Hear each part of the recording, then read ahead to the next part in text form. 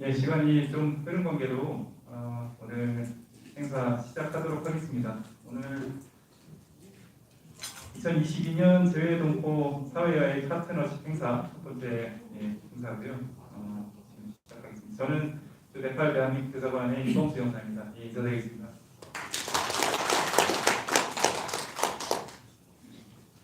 예, 오늘 간단하게 식순을 좀 설명드리고 강연자 소개를 좀 드리도록 하겠습니다. 식순은 2시 반부터 행사가 시작되고요. 그리고 간단하게 저희 대사관하고 한인회 쪽에서 이제 축사를 말씀을 좀 해주실 거고요. 다음에 이제 오늘 은빈이 불교대학교 흠마가인 교수님 첫 번째 강연으로 원래 40분 정도 지금 배정을 했는데 굉장히 할 말씀이 많으셔서 초과될 수도 있다는 점 양해 좀 부탁드리겠습니다. 그리고 다음으로 저희 고넬리우스 노재균 지부장님 오셨고요. 마찬가지로 40분 시작 강의를 하고 이제 두 분 강연이 마치면 다 이제 마친 후에 질의응답 시간 간단히 갖고 자유 다과 시간 가지시고 그리고 저희 설문지를 좀 기회뒀습니다. 설문지 작성하시면 오늘 행사가 끝나는데 지금 생각에 한 2시간 원래 계획을 하고 있었는데 일단 말을 최대한 줄여서 빨리 시작해서 강연을 최대한 늘리는 걸로 그렇게 하겠습니다. 일단 강연자 소개드리겠습니다. 은빈이 불교대학교 흠마가인 교수님 오셨습니다. 박수로 좀 그리고 굿네이버스 노재균 지부장님 오셨습니다.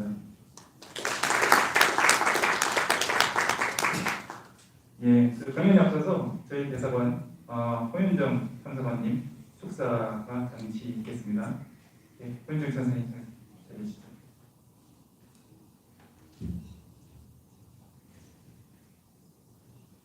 존경하는 재외동포 여러분 안녕하십니까? 저는 주 네팔 대사관에서 근무하고 있는 허윤정 참사관이라고 합니다.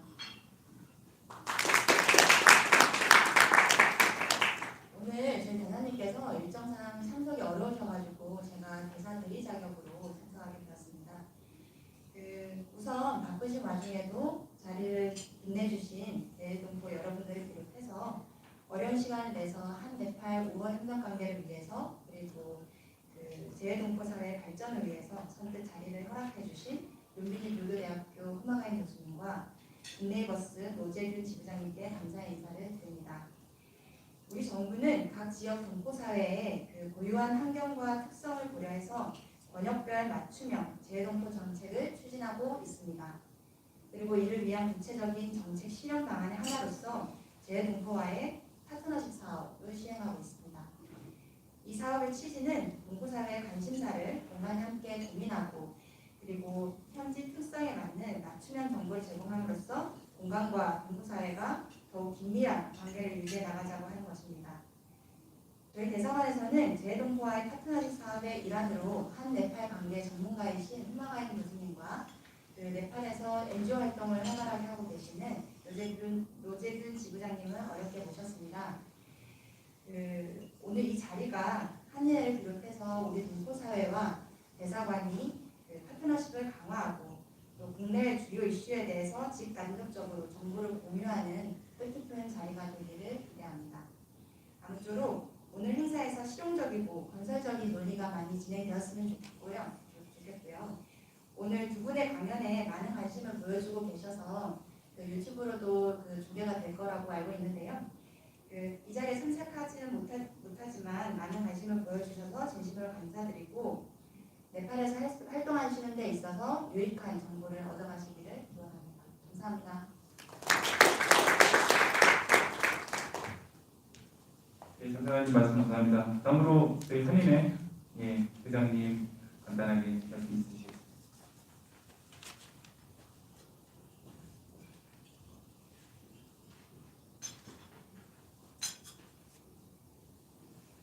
네, 안녕하세요. 한인회장 엄준영입니다.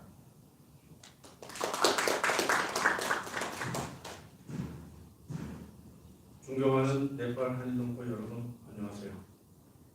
오늘 이 자리를 위해서 특별히 마련해 주신 산지구 흠마가인 교수님과 굿네이버스 지부장님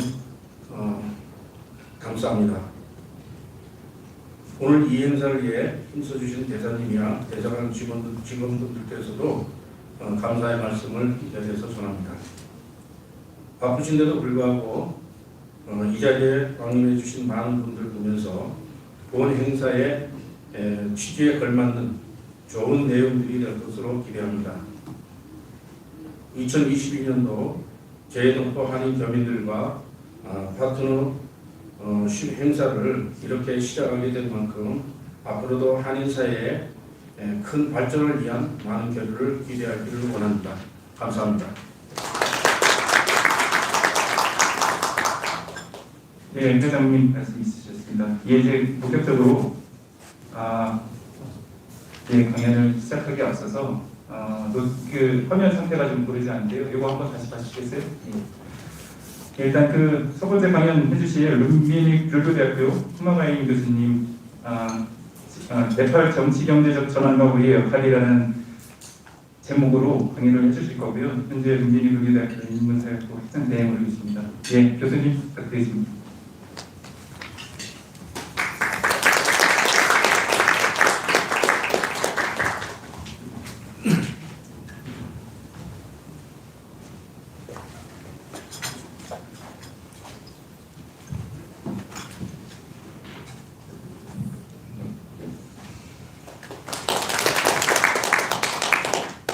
반갑습니다. 산지로입니다. 저한테 이렇게 기회를 주셔서 대사관과 한인에 특별히 감사의 말씀을 드리고 제가 오랜만에 떨려요. 이렇게 한국어를 발표하는 지 오래돼서 기분도 좋고 학생되는 느낌입니다.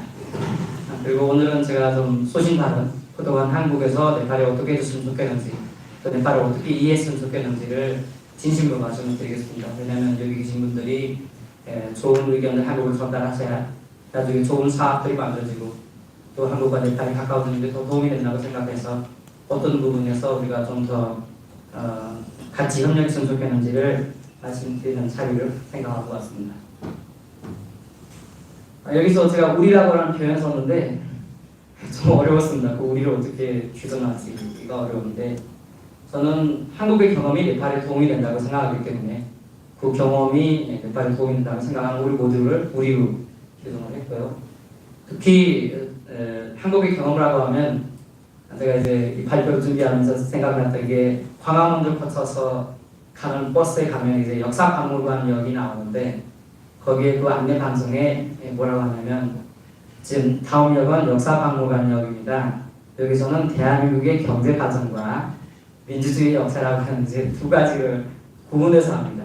현대라는 표현을 쓰지 않고 그래서 한국의 경험들이 과거적 경험도 있고 현대적 경험들도 있는데 저는 근래의 경험들이 특히 한국의 민주주의도 잘하고 시민사회들도 많이 활발하게 활동하고 또 담론 만들고 여러 사회 구석구석에 일어나는 변화들도 네팔이 더 많이 필요하다고 생각하기 때문에 그런 부분도 좀 더 공유하는 우리를 규정하고 있고요. 먼저 네팔을 이해하는 데 있어서 네팔의 경제가 이제 GDP 1인당 1,000불 정도의 나라다라고 하면은 전 그건 좀 오역이다라고 생각을 합니다. 그 이유가 이제 네팔의 GDP 경제에 잡히지 않는 무역. 제가 이제 룸비니에 있는데요. 룸비니에서 인도 국경이 우리 학교에서 8km 정도밖에 되지 않고 그 마을의 모든 사람들이 인도에 가서 쇼핑을 합니다. 그리고 그것이 국가 경제에 계산되지도 않고 근데 3분의 2 이상의 국경이 그렇게 열려 있습니다. 그것이 통계에 잡히지 않는 부분 또 거기서 일어나고 있는 농협이 다른 물건에 대해서 무역도 계산이 되지 않는 점까지를 이해하고 두 번째는 이제 송금인데요. 제가 쓰고 있는 핸드폰이 제가 한국에서 샀습니다. 근데 이것은 네팔 경제에 어디도 통계되어 있지 않습니다. 왜냐하면 제가 이제 아이폰을 한국에서 갈 때 샀고 우리 집사람도 한국에 있는 핸드폰을 사고 또 우리 아버지도 한국에 있는 핸드폰을 쓰시고 근데 이렇게 거의 100만 명의 인구가 해외에서 품 사고 핸드폰 사고 청바지 사고 운동화 사고 또 집에 올 때 몰래 용돈돈 가지고 와서 친구들이랑 쓰고 또 다른 경우로 쓰는 송금 이런 것들이 계산되어 있지 않는 경제에 해당이 됩니다. 저도 잘 아시는 것처럼 네팔에서는 이제 시골에서는 농사 지을 때 돈 주는 게 아니라 우리 집에서 일해주면 다음 날은 남의 집에서 일해주고 이렇게 노동들이 계산되어 있지 않고 또 농업 분야에서 특히 이제 이제 옥수수 한참 지금 이제 계산이 돼요. 어느 마을시나 어느 시의 옥수수가 얼마나 생산됐는지 되지만 실제로 옥수수 안에는 여러 나물들이 있지 않습니까? 그런 걸 통계하는 제도가 잘 잡혀져 있지 않습니다. 그래서 한 번에 짓고 있는 농사의 통계가 않고 또 제일 최근에는 이제 관광이 좀 네팔 때는 안타깝게도 문제되기도 하는데 각종 그 계산들이 그 나라에서 해버리니까 그 이제 디지털 계산을 하다 보니까 뭐 특히 이제 우리 옆에 있는 한 큰 나라의 터분이 많이 문제되고 있는데 여기서 옛날에는 현금을 가지고 와서 그나마 달러라도 마을 시골마다 갔었는데 지금은 관광을 여기서 하고 계산은 그 나라에서 해버리니까 그것도 통계에 잡히지 않는 부분들이 있어서 이런 것들이 다 계산을 해보면 저 개인적으로는 네팔은 2,500불 가까운 GDP를 가진 나라다라고 저는 생각하고 그리고 저한테 이제 그렇게 증빙하는 건 한국 친구들인데 인도와 네팔을 같이 여행을 하면 이제 비교해서 많이 이야기를 해주고 네팔이 괜찮다 여러 면으로 괜찮은 면들이 있다라고 말할 정도이기 때문에 네팔을 이제 이해하는 데는 비공식 경제. 근데 이제 이런 것들이 연구가 90년대 후반대는 많이 일어났었어요. 네팔에서 이제 인포멀 이코노미에 대해서 많이 이야기했는데 최근에는 이야기하지 않는 편이고 그래서 이 부분을 좀 생각하면서 변화와 전환을 제가 말씀드리려고 하고요. 여기서 제가 전환이라고 해서 단어를 이제 썼던 이유는 한국 분들이 저한테 이제 비공식으로 말씀하실 때 많이 하시는 분들이 네팔이 변한 것 같기도 하고 아닌 것 같기도 하고 앞에 가는 것 같기도 하고 좀 안 되는 것 같기도 하고 뭐 이해가 안 된다라고 말씀을 많이 하시는데 그것이 바로 지금 전환기에 있다는 거죠. 뭔가 정체성이 뚜렷하지 않고 너무 옛날 같지도 않고 또 현대적이지도 않고 뭔가 섞이고 그래서 그런 타이밍을 제가 전환이라고 하는 거고 그 전환은 경제 구조가 정치 구조를 이렇게 만들었다라고 하는 거를 오늘 여러분께 제가 말씀드리고 싶은 겁니다. 그래서 제가 정치, 경제, 사회에 지금 우리 어디서 어디로 가고 있는지를 간단하게 말씀드리면 이 경로들이 어떻게 연결되어 있는지를 말씀드리겠습니다. 이제 한국에서 제가 이제 정치학을 공부했는데 저를 이제 아는 친구들이 네팔에서 찾아보면 네팔의 여당이 이제 공산당이다 보니까 많이 걱정하는 거예요. 괜찮아? 너 집에 가면 자유롭게 돌아다닐 수 있어? 어렵지는 않아? 라고 말하는데 정작 여기서 이런만 이제 공산당에 있는 당들이 많은데 왜 이렇게 사연이 되는지를 제가 간단하게 말씀드리겠습니다. 90년대 전까지 특히 1961년부터 90년까지 네팔에서 왕족제가 있었는데 그때 무성당 선거들이 일어났었습니다. 30년 동안 선거는 했었으나 정당은 존재하지 않았습니다.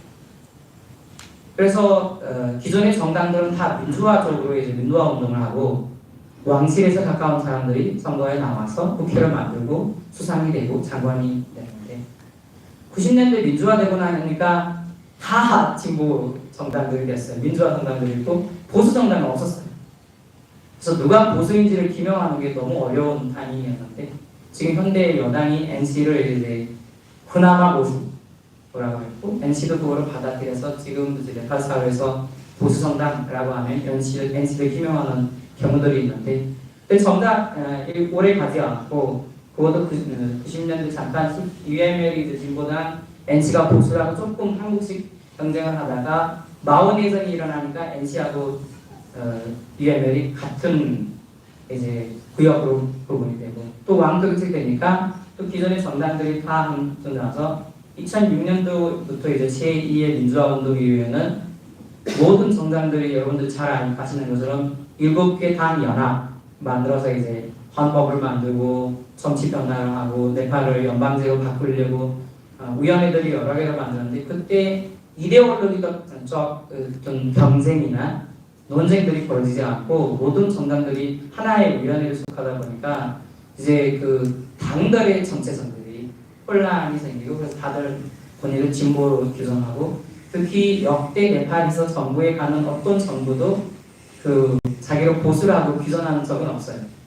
다 이제 리버럴 이코노미는 아니고 좀 약간 소셜리스트 아니면 스테이트리라고 해서 사회주의 경제나 국가 중심적 경제를 선호하는 당이다라고 말을 해서 실제로 네팔에서는 다들 자기를 진보라고 말하고 진보와 보수의 경제, 즉 민주주의에 있어야 될 기본적 이제 이데올로기적 경쟁은 한 번도 일어나지 않는 거고 그것이 더 심해지고 있는 상황이고 그러다 보니까 약간 포퓰리즘이 더 좀 기를 발휘하는 그런 타이밍이고 그것이 하나의 여러분들이 왜 여기서 어떤 정당의 정체성도 좀 제대로 내지 않고 정책도 일관성이 없는지를 아마 그런 부분을 좀 나중에 좀 더 관심 있게 보셔야 되지 않을까라는 생각을 하고요. 그리고 이제 네팔에서 얼마 전에 헌법 2015년도에 헌법을 발의하면서 연방제를 가기로 결정을 했습니다. 근데 연방제에 관한 그 담론은 두 가지가 있는데 여전히 존재합니다. 하나는 저희 국가가 너무 약했는데 이 왕이 이제 61년 이후에 왕독제를 하면서 강한 국가를 만들었고 그 강한 국가의 기조에는 힌두 종교와 왕세일이 있었다. 그래서 이런 카트만두 중심의 과거적 왕성 제도 때문에 커날이나 아니면 너무 먼 지역에는 이렇게 어려워졌다. 그래서 카트만두에 있는 권한을 시골까지 이행을 해야 된다라고 하는 하나의 담론이 있다고 하면 그것이 아니라 네팔이 여러 민족 국가이기 때문에 이 힌두교와 왕정 중심의 국가 정체성이 네팔이 이렇게 많은 종족들을 대표하지 못한다. 그래서 이런 많은 종족들을 대표하는 정치 제도가 필요하다고 하는 경제와 정치 정체성 중심의 두 가지의 담론이 연방제나 혹은 권한 이행에 대해서 많았고 90년대는 이것이 힘을 얻다가 2006년 이후에는 이것이 거대 담론이 됐는데 지금은 상황이 달라져서 다시 그 연방제로 갔거나 혹은 권한이 이행되는 것에 대해서 우리가 재생각을 해야 된다라는 분위기입니다. 그러니까 불과 헌법을 만든 지 거의 10년도 안 됐는데 그것에 대해서 재검토가 필요하고 혹은 정치적 재생각이 필요하다라고 하는 타이밍이고 그 중에서 이제 경제를 중심으로 해서라도 네팔의 연방제가 너무 비용이 많다.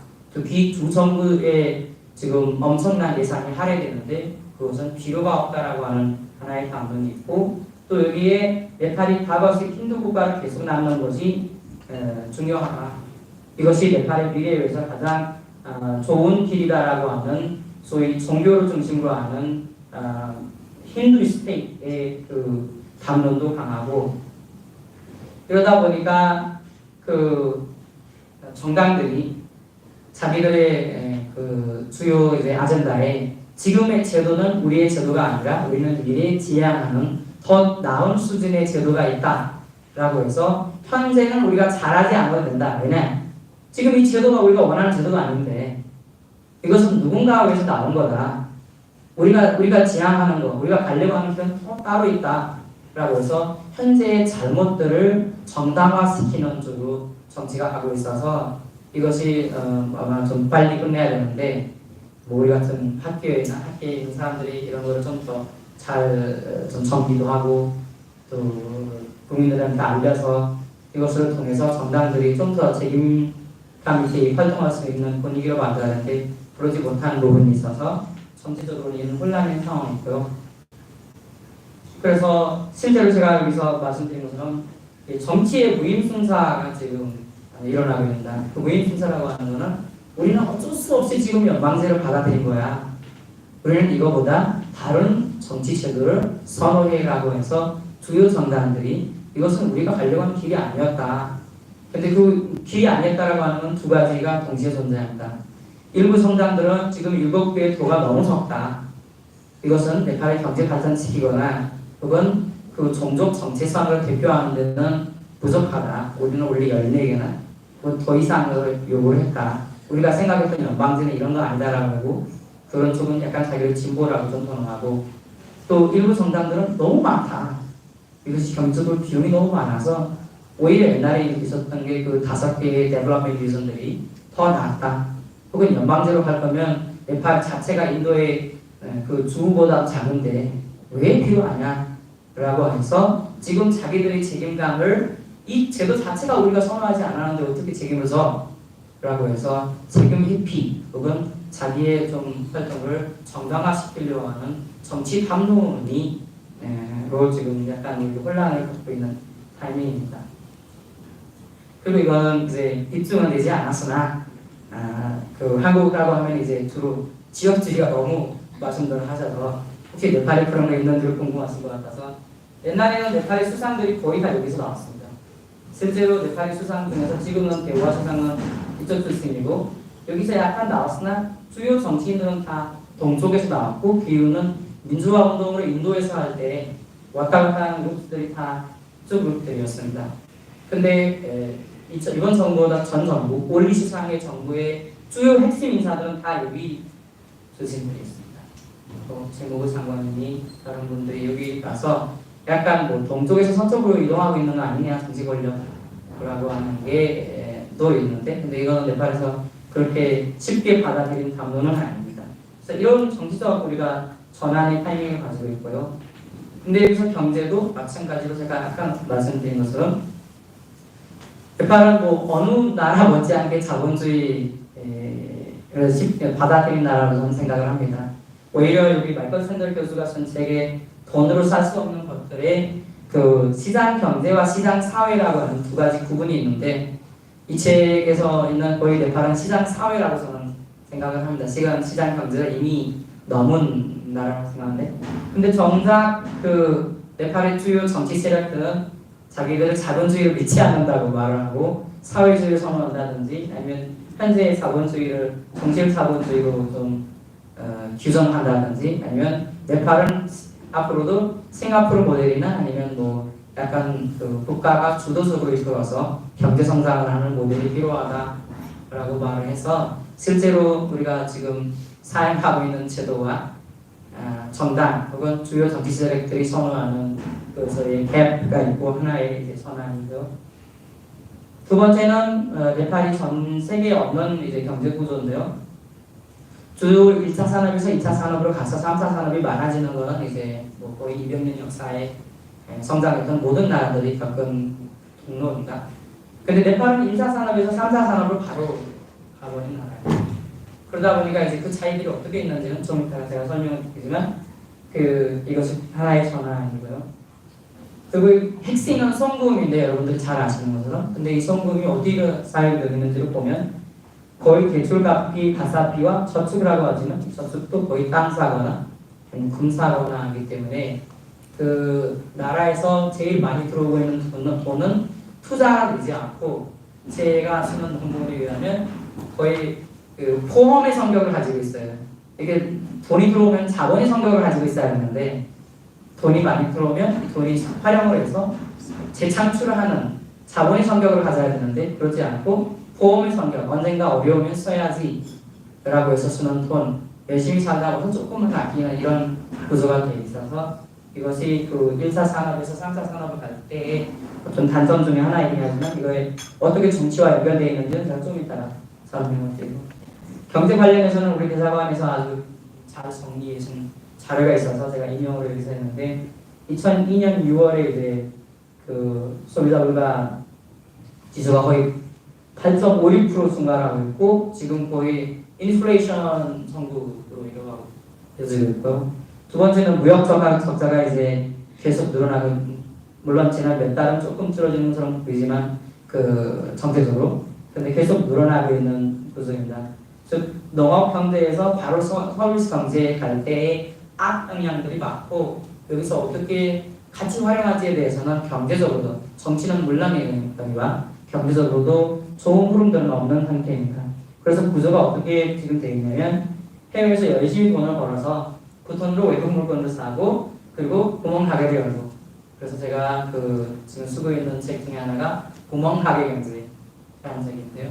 조그만 가게들만 늘어나는 우리 경제 구조가 이어지고 있고 그래서 전국에 어디 가도 가게가 있는 이유도 역시나 여기서 여러분들이 잘 볼 수 있을 거라고 생각합니다. 물론 한국에서도 여러 논문에서 입증되어 있는 것처럼 이 구멍 가게 경제는 세금이 회피하는 가장 이제 좋은 구조이기 때문에 세금을 안 내고 장사를 하는 거라고는 이미 입증되어 있지만 근데 그걸로만은 설명되지 않고 송금으로 이어서 하면 왜 이게 그 소비자 지수가 늘어나고 또 동시에 무역 적자가 늘어난지를 좀 이해하는 데 도움이 될 것 같습니다.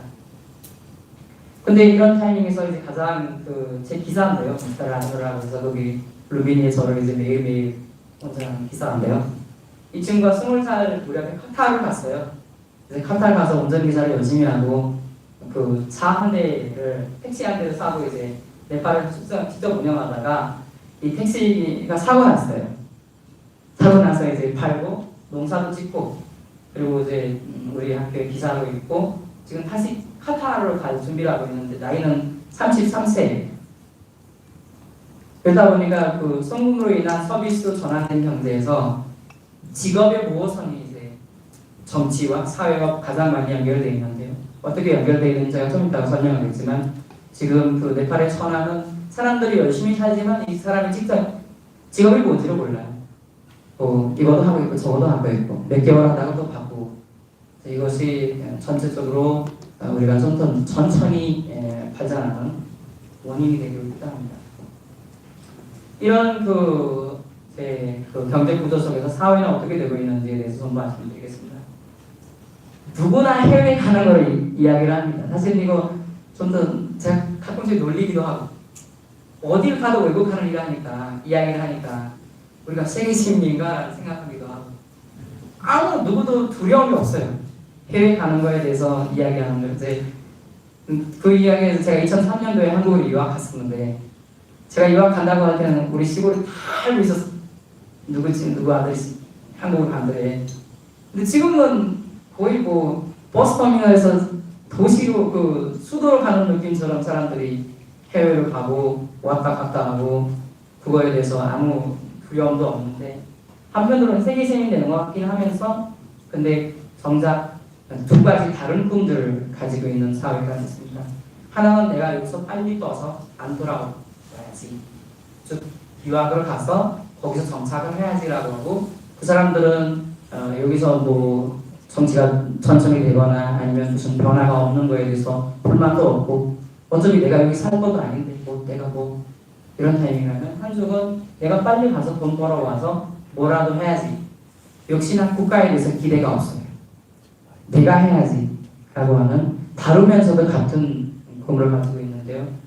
그래서 국가에 대한 신뢰가 떨어지고 정치에 대한 신뢰가 떨어지고 마을이나 사회에 대한 개념이 없어요. 내가 어차피 여기 살 것도 아닌데 내가 빨리 돈 벌어서 도시로 가서 집을 지어야지 이런 상황이고 그리고 가정의 가치가 변화하고 그래서 이런 것이기 때문에 비정상적 경제 활동할 수밖에 없는 빨리 부자 되거나 좀 더 다른 경로를 선택하는 이런 사회적 변화들이 있고요. 이것이 이제 누군가한테 비판적으로 질문을 하고 또 누군가한테 힘을 뭉쳐서 저항하는 세력들이 만들지 못한 즉 시민사회가 만들지 못한 구조로 사회의 시민사회 몰락의 상태고 그래서 비정당 영역에서도 정당인들이 활동하는 왜냐하면 시골에 남아있는 사람들이 다 전쟁이니까 정당의 회원들이 남아있으니까 학교도 그 사람들이 짓고 조합도 그 사람들이 만들고 그 학교 관리위원회도 그 사람들이 가고 거기서 거기에 그래서 정당인들이 다 이제 장악하는 사회구조로 나왔고요. 이것이 리더십의 부재, 그 각각 분야마다 리더십 부재로 일어나는데 참 재미난 동기인데요. 그 네팔의 경쟁력이 남아시아에서도 가장 최하위고 각 영역별로도 아주 최하위 수준으로 갔는데 아까 말씀드린 대로 즉 경쟁력 혹은 각 분야에서 리더를 생산하려면 고등교육이 이제 중요해야 되는데 고등교육에 대해서 관심이 없고 어차피 해외로 빨리 가서 돌아와서 뭘 하든지 아니면 거기서 정착한다든지 이런 거기 때문에 이 소위 소비자들이 질 있는 물건을 요구하지 않고 다른 가게에서 가서 사는 그런 상황이 돼서 전체적으로는 각 분야별로 리더십의 부족이 있습니다. 제가 이렇게 많은 설명을 앞쪽에서 하려고 말씀드리려고 하는 이유는 시간이 얼마 남았어요? 저 이제 15분. 15분. 네. 괜찮아요. 이게 이제 1959년도에 립세트라고 하는 학자가 만든 군대화론입니다. 미국이 50년대에 이제 어떤 정책을 가지고 있어야 소련과의 경쟁에서 이길 수 있을까, 나라들을 어떻게 민주주의로 만들 수 있을까라고 고민을 할 때 학자들이 내는 답은 경제 성장을 하면 민주주의 된다. 그 이론이 바로 이제 군대화론인데, 그럼 어떻게 민주주의가 되냐라고 풀어서 설명할 때, 산업화를 하면 도시가 만들어지고 이 도시에 있는 사회 경제적 발전들이 중간층을 형성해서 이 중간층의 가치 변화, 이 중간층의 한 자리에 뭉치는 그 이제 노조나 정당들이 결과적으로는 민주주의 공공화로 이끌어간다라고 하는 이론이고, 여전히 설득력을 가지고 있는 가장 강력한 이론 중에 하나입니다. 근데 네팔은 나머지는 다 있는데 이게 없어요. 이게 없다 보니까 뭘 생기냐? 직업의 모호성이 생겨서 이 중간층들이 생기지 않았어요. 그럼 누가 생기냐? 돈은 있는데 중간층은 아니다. 중간층이 되려면 계급의식, 즉 나라가 너무 극한적으로 가게 되면 내가 가지고 있는 재산이 뺏길 수 있어 라고 하는 계급의식이 있어야 되는데, 그 층을 우리가 이제 주로 중간층이라고 하는데, 그런 층들이 민주주의의 이제 기본 역할을 해야 되는데, 그러지 못해서 네팔에서는 뉴 리치들이 등장을 합니다. 즉 서비스 바이어, 내가 국가에서 주는 어떤 서비스도 돈으로 살 수 있어, 돈만 있으면 돼 라고 하는 서비스 바이어들이 생기고, 그리고 정치는 아까 말씀드린 대로 미래 제도로 앞서 모든 정치 행위를 정당화하는, 우리가 지금 가려고 하는 길이 아닌데, 우리가 가고 싶은 게 따로인데, 우리는 연방제도 별론데, 우리는 민주주의에서 꿈을 보지를 않아. 즉 푸스와 풀하는, 지금 현재 진행되고 있는, 현재 우리가 유지하고 있는 제도를 주인으로 생각하는 정치인도 없고 계급도 없다 보니까 모든 게 이제 좀 흔들리게 되는 겁니다. 자, 이런 상황에서 어떤 효과들이 있냐? 주인 없는 정치 경제 제도를 우리가 운영하게 되고요. 그리고 여전히 개혁이 필요하다라고 하는 아젠다는 없어요. 왜냐하면 우리 제도가 미래 제도 아닌데 개혁에서 뭐 하냐? 한계가 있다라고 해서 현재에 개혁하려고 하고, 현재를 좀 더 이쁘게 다듬어서 가려고 하는 게 아니라 미래 이야기만 하는 되고, 그것이 계급의식을 가진 새로운 집단이 없어서 훨씬 더 무임승차를 하게 된 상황이 돼서, 이런 상황에서 우리가 지금 유지하고 있는 두 가지 제도, 즉 민주주의와 자본주의에 가장 필요하는 사회적 자본, 즉 신뢰가 없고 또 정책적 논쟁이 없는 상황이 되는 것입니다. 그래서 아까 제가 처음에 말씀드린 대로 되는 듯 만 듯하는 이유가 바로 경제 구조가 가지고 오는 효과입니다. 이러다 보니까 어떤 상황이 일어나냐? 즉 정당들이 투표를 해주는 대신에 국가의 서비스를 주는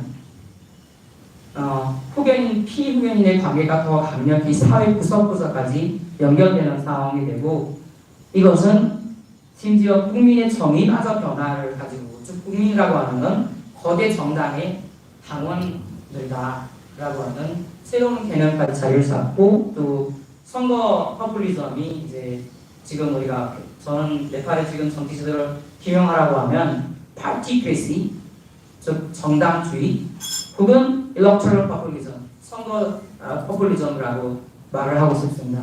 그래서 네팔의 산업화가 없이 그 1차 산업에서 3차 산업에 간 과정에서 생긴 부작용들이 정치 영역에서 이렇게 좀 관계를 가지고 있고, 이것이 여러분들이 그 네팔을 이해하는데 좀 더 도움이 되지 않을까라는 정리를 했고요.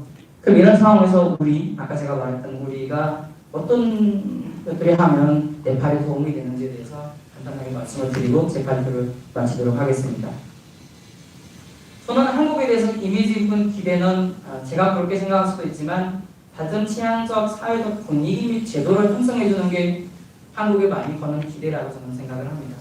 뭐 네팔 사람들이 한국에서 엄청난 고속도로 만들어주거나 큰 공항 만들어줄 거라고 그렇게 많이 하는 것 같지는 않습니다. 솔직히 말씀드리면 오히려 한국이 빨리 어떻게 성장했는지 알려주면 좋겠고, 또 그런 것들 우리도 할 수 있으면 좋겠다 하는 것이 있고 특히 한국에서 일을 가신 분들이 오셔서 더 정실하게 사업하고 성공하는 걸 보면서 다른 나라에 가는 것보다 한국 가는 건 훨씬 다르다. 그 나라에 뭔가 특별함이 있다라고 해서 사회 전반적으로 공정의 이미지가 있는데 여기서 그 정부나 대한민국 정부나 또 네팔에서 활동하신 분들께서도 이런 거에 좀 더 도움이 되는 것이 좋다라고 생각을 하고 또 저는 한국에서도 많이 이야기했지만 여기서는 그런 자리도 없는데 제가 학교에 가면 한국이 가져야 될 이미지도 그거라고 생각합니다. 전 세계적으로 제가 한국에서 이제 유학할 때 느꼈던 거는 한국의 사회적 변화들이 빠르고 정치적 변화도 빠르고 특히 2008년 10년부터 전 세계적으로 민주주의가 제일 어려운데도 OECD 국가 중에서 근근히 민주주의의 길을 가고 있고 또 사회의 여러 문제들을 민주적 방법을 해결하고 있는 나라라고 생각을 하기 때문에 가장 최근에 그것이 학계의 어떤 도움으로 어떻게 가능했는지 시민사회가 어떻게 형성됐는지 또 한국에서의 그 국민과 기업과 주민들의 관계들이 어떻게 발전하고 있는지 이런 것들이 네팔 및 개발도상국에 전달하고 또 그런 거를 자리 잡을 수 있도록 도와주는 것이 저는 중요하다고 생각을 하고 그럼 당장 우리가 할 수 있는 것은 뭘 있을까라고 생각할 때 저는 제일 먼저는 지방정부의 역량 강화 사업을 좀 거버넌스 모델에 여러분들이 계시는 곳마다 이렇게 하면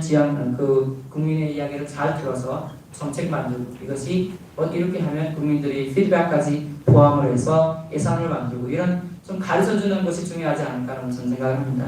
제가 그렇게 생각하는 이유는 한국의 불부리 민주주의가 어떻게 이렇게 잘 정착했는지에 대해서 연구도 하고 좀 더 고민하는 적이 있었습니다. 근데 그때 새마을운동이라고 하는 그 운동이 단순히 마을의 그 지붕이나 도로를 바꿔주는 것이 아니라 우리가 마을 이장으로 뽑고 그 사람이 말하는 거를 그 기간 동안 잘 들어야 돼. 그리고 듣고 나서 다음에 내 기회도 올 거다라고 하는 기본 민주주의의 그 원리를 구석구석마다 사회 구석구석마다 이미 새마을운동이 정착을 했기 때문에 민주화로 민주화 운동 이후에도 그 지방정부들이 열심히 활동을 할 수 있고 또 민주주의가 빨리 정착할 수 있다고 저는 그런 기반이 되었다고 생각합니다. 즉 그런 제도들이 네팔에서는 경험할 수 있는 게 그 지방정부 말고 없으니까 아까 말씀드린 대로 학교 그 관리위원회나 아니면 조합위원회나 혹은 만든 다른 라디오나 아니면 신문 이런 건 다 정당에 소속되어 있는 사람들이 거의 다 나눠먹고 하기 때문에 실질적으로 국민들이 민주주의를 경험한 적은 거의 없습니다. 그래서 이런 부분에서 여러분들이 하고 계시는 사업이나 아니면 활동에 이런 부분들을 좀 더 고민해서 알려주시면은 좋은 방법이 되지 않을까 생각을 하고 저 대사관에 제가 부탁드리고 싶은 거는 한국의 연구소나 학교들이 이런 분야에 대해서 많이 올 수 있도록 좀 더 강연회도 열어주고 또 정보도 주시면은 도움이 될 거라고 저는 생각합니다. 그리고 이어서 말씀드리고 싶은 거는 그 네팔이 자본이 없어서나 혹은 자원이 없어서 이렇게 어려운 건 아닙니다. 아까 말씀드린 대로 있긴 한데 신뢰는 많이 좀 사회적 자본은 좀 안 좋게 흘리고 있는 상황입니다. 그래서 우리가 정치적으로 오랫동안 30년 동안 운동하고 싸우다 보니까 서로에 대한 벽들이 좀 많이 쌓이기 시작했습니다. 근데 그런 상황에서는 선거를 해봤자 그건 지금은 이제 그 은행들이 많이 열리고 자본주의도 4대2라서는 거래를 쭉 안으로 가보면 끼리끼리 거래하는 경제 구조가 조금 만들어지고 있어요. 옛날에 이제 동남아시아가 좀 많이 그런 편이었는데 그 동남아시아에 계시는 중국 분들이 이제 자기들끼리만 거래하고 또 다른 종족들이 자기끼리만 거래하고 말레이시아 같은 데로 가면 이제 타운들도 그렇게 만들어지고 거의 다 그런 거였는데 우리도 보이지 않게 그런 거가 돼 있는데 그러면 국민들이 서로에 대해서 신뢰를 하고 누가 내 지도자 돼도 우리를 위해서 일할 거다라고 하는 거를 우리가 어떻게 신뢰를 빨리 회복하는지가 주 과제입니다. 그래서 이런 것들이 우리가 좀 도와줘야 되지 않을까 생각하고 제일 마지막으로는 여러분들이 하고 계시는 활동이나 아니면 우리가 같이 해야 되는 거는 사회의 다양한 분야에서 리더십을 육성하는 것이 저는 지금 네팔의 주 과제라고 생각을 합니다. 우리가 이제 이웃으로 두고 있는 스리랑카가 지금 굉장히 어려운 상황인데요. 30년 동안 내전을 하고 전쟁을 하다 보니까 또 학교도 제대로 운영되지 않고 또 사회 여러 분야에서도 활동들이 정상보다는 비정상적들이 활동하다 보니까 한 세대가 이제 그냥 시간으로 흘려보내고 버리게 된 겁니다. 그런 상황에서 사회 구석구석에 리더십 없다 보니까 나라 자체가 어려워지는데 저는 대파에 대해서 지금 저런 고민을 하고 있습니다. 그러니까 우리가 어릴 때 30대 누구 변호사가 굉장히 잘했더라, 아니면 뭐 19세의 가수가 엄청 잘하더라, 혹은 어떤 영화 배우가 나왔더라, 혹은 경찰의 24세의 경찰이 이렇게 좋은 일을 했더라, 혹은 어떤 젊은 공무원이 이렇게 거대한 일을 했더라라고 하는 많이 듣고 자랐어요.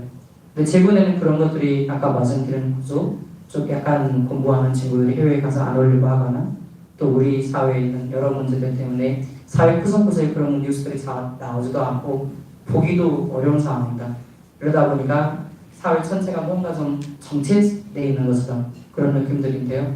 우리가 있는 모든 곳마다 그런 리더들이 육성하고 그리고 사회에 인정받은 리더들이 정치에 가서 그 경험을 살려서 훨씬 더 거대한 꿈을 만드는 것을 하면 좀 더 많이 도와드릴 수 있는 방법이 되지 않을까라는 생각을 하고요.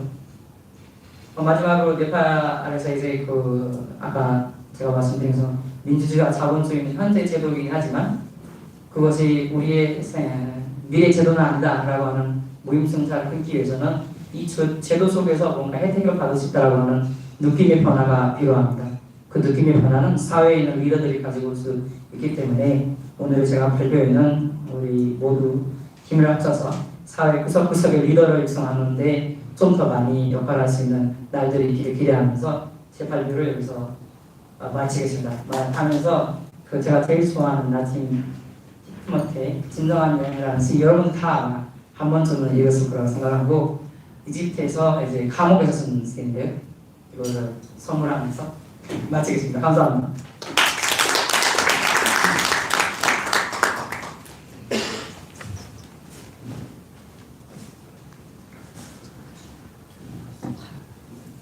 제가 교수님한테 강연 시간 내에 끝내달라고 부탁을 드리면서 강연 시간 내에 혹시라도 못 끝내시면 내년에 시즌2라고 할 테니 부탁드린다고 말씀드렸더니 굉장히 지략적으로 충분히 노력을 많이 해주셔서 시간이 충분히 적절히 안내가 된 것 같습니다. 교수님 강연 감사합니다. 다음으로 노지균 지부장님 바로 시작하겠습니다.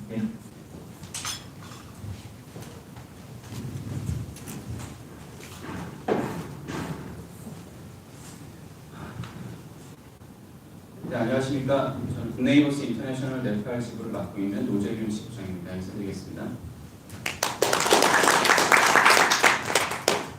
먼저 이렇게 기회를 주셔서 대사관과 한인회에 너무 감사드리고 오늘 한인분들 많이 와주셔서 너무 감사드립니다. 홍화가인 교수님께서는 유명하시지만 저 사람은 누구야? 이렇게 생각하시는 분들이 많을 것 같아서 간략하게 제 소개를 드리도록 하겠습니다. 원래 대학에서는 공학 도시 디자인을 전공을 했고요. 그래서 한국에서 실무로 한 4년 정도 일을 하다가 그때는 여러분들 많이 아시는 공주나 홍성이나 이런 큰 군 시도분들 도시 기본계획, 관리계획, 그리고 강원 혁신도시, 송파구, 거여만촌, 뉴타운, 그리고 고양시 향동 주택, 보금자리 주택지구 이런 설계들을 맡아서 했었습니다. 당시에는 이제 도시계획의 세련됨이 한 국가의 어떤 발전을 나타내는 가장 첨단 지표라고 생각해서 그런 업무에 조사를 했었고요. 그런데 이제 도시개발 대상지를 돌아다니면서 우리 대한민국 사회에서 소외되고 이제 배제된 많은 사람들이 개발이라는 이름으로 더 열악한 환경으로 내몰리게 되는 모습들을 보면서 그런 모습들을 봤습니다. 그리고 나서 이제 그때 내가 여태까지 살아왔었던 사회를 구성하고 있는 많은 사람들에 대한 공감 능력이 내가 현저하게 떨어졌구나 그런 반성이 들었고 그래서 이제 빈곤이라는 이슈를 그때부터 관심을 갖기 시작했습니다. 그게 동기가 돼서 이제 영국으로 가서 뭐 국제과학 개발 공부를 했고요. 그리고 국네이버스 입사해서 서아프리카 니제르에서 3년, 그리고 캄보디아에서 4년, 그리고 네팔에 와서 2년 반째 지금 지역 개발과 사회적 경제 일을 해오고 있습니다. 오늘 이 기회를 통해서 여러분들께 나누고자 하는 내용은 네팔에서 활동하는 국제 NGO들의 활동들입니다. 제가 오늘 강의 제안을 받고서 어떤 내용으로 강의를 해야 될지 고민이 많았습니다. 왜냐하면 한인분들께서 오신다고 하는데 한인분들께서 INGO의 활동들에 관심이 많다 이렇게 대사관에서 말씀을 해주셨는데 한인이라는 청중의 특성을 특정할 수가 없고 그리고 그 관심의 범위가 굉장히 다양하실 수 있기 때문이었습니다. 그래서 제 생각에는 INGO에 대해서 관심이 있으시기도 하지만 NGO의 전반적인 활동에 대해서 궁금해하시지 않을까 이렇게 생각이 돼서 첫 번째로 NGO와 국제개발이 무엇인지에 대해서 얘기를 하고 그리고 INGO의 등록 절차나 이제 정부 규정 같은 행정적인 이슈를 잠깐 짚은 다음에 INGO들의 주요 활동 영역 및 활동 내용을 말씀을 드리고 그리고 저희 INGO들이 어떤 방식으로 일을 하는지 말씀드린 다음에 마치도록 하겠습니다. 흔히 NGO 하면 제가 이제 여러분 여기 계신 분들은 보다 가까운 곳에 계시기 때문에 보다 깊은 이해를 가지실 수도 있는데요. 제가 한국에서 만난 분들은 NGO 하면 물품 나눠주는 단체 이렇게 많이들 생각을 하십니다. 근데 여러분들께서 가장 익숙하게 알고 계실 법한 그런 이미지들은 구호 활동이라고 해서 인도적 지원 사업에 가깝고요. 그리고 뭐 지진이나 쓰나미 같은 재난이 발생해서 외부로부터 긴급한 지원이 필요한 경우에 해당됩니다. 하지만 이런 인도적 지원 사업은 국제개발협력이라는 보다 큰 범주의 일부에 지나지 않습니다. 그래서 용어 정리부터 짧게 하고 넘어가도록 하겠습니다. 일반적으로 사회를 구성하고 있는 요소는 세 가지입니다. 국가, 그리고 시장, 그리고 시민사회입니다. 국가나 지자체나 공공기관들, 이런 공기업을 포괄하는 공공부분을 제1섹터라고 부릅니다. 그리고 이윤, 그리고 영리 추구를 위해서 운영을 하는 사기업, 그리고 이런 민간 시장의 민간 부문을 제2섹터라고 부릅니다. 그리고 1섹터와 2섹터 외에 공공목적의 수행을 위해서 시민의 참여가 이루어지는 영역을 제3섹터라고 학자들은 분류를 합니다. 전통적으로 국가와 시장은 사회를 지탱하는 중요한 요소였기 때문에 사람들의 주목을 많이 받아왔습니다. 그런데 제3섹터 그리고 시민사회라는 요소는 오래전부터 존재하기는 했지만 많이들 주목을 받지 못했죠. 그래서 국제적으로 제3섹터에서 활동하는 민간 단체를 영어권에서는 NGO라고 부릅니다. Non-Government Organization이라는 용어의 약자이고요. 그래서 유엔의 정의에 따르면 NGO는 이윤 추구를 목적으로 하지 않고 공공의 이익을 달성하기 위해서 지역사회나 국가나 국제사회 수준에서 조직된 자발적인 시민단체를 말합니다. 그래서 19세기 중반 다양한 국제개발 단체들이 반노예제나 여성인권운동이나 분비 축소 등에서 중점을 두고 조직되기 시작됐지만 NGO라는 용어는 1945년에 유엔 설립과 함께 국가가 아닌 기구를 구분해서 설명하기 위해 본격적으로 사용되기 시작했습니다. 그리고 1970년대 초부터 유엔이 주관하는 국제회의에 민간 단체들이 참여해서 NGO 포럼을 열면서 이 용어가 많이 사용되기 시작이 됐습니다. 그리고 이제 흔히 많이 접하게 되시는 용어가 공적 개발 원조라는 용어입니다. 흔히 ODA라고 부르는데요. 정부를 비롯한 공공기관이 개발도상국의 경제 발전과 사회복지 증진을 목표로 제공하는 원조를 일컫는 용어입니다. 개발도상국 정부 및 지역 또는 국제기구에 제공되는 자금이나 기술 협력까지 전부를 포괄하는 개념이라고 생각을 하시면 되겠습니다. 그래서 제가 말씀드린 이러한 영역들을 국제개발 협력 분야다 이렇게 말씀을 드릴 수 있고요. 그래서 국제개발협력이라는 것은 선진국과 개발도상국 간, 그리고 개발도상국 간에, 그리고 개발도상국 내에 존재하는 개발 및 빈부의 격차를 줄이고 개발도상국의 빈곤 문제 해결을 통해서 인간의 기본권을 지키려는 국제사회의 노력과 행동이다. 이렇게 이해를 하시면 되겠습니다. 제가 요새 유튜브를 많이 보는데 일반적으로 유튜브를 볼 때 1.5배속으로 듣다 보니까 제 말하는 속도도 점점 빨라지게 되는 것 같습니다. 혹시 너무 빠르시다 느끼시면 말씀을 해주십시오. 근데 일반 대화 속도로 요새 말을 하면은 제 스스로가 답답하더라고요. 보다 짧은 시간 내에 많은 정보를 흡수하기 위해서 제가 유튜브를 1.5배속으로 틀어놓고 듣는데 안 좋은 습관인 것 같습니다. 네. 네팔에서 활동 중인 국제 NGO의 통계를 잠시 보도록 하겠습니다. 이따가 설명을 드리겠지만 SWC, 즉 사회복지위원회에 등록된 INGO 수는 총 245개입니다. 2019년 기준 숫자이고요. 지금 우측에 보시면은 영국과 미국의 NGO들이 대거 네팔로 들어와 있다는 것을 보실 수 있습니다. 그리고 이따가 다시 설명드리겠지만 AIN, 다시 말해서 주 네팔 국제 NGO 연합체에 등록된 INGO 수는 2022년 기준으로 120개입니다. 그 중에 SWC 등록된 화면 좀 부탁드리겠습니다.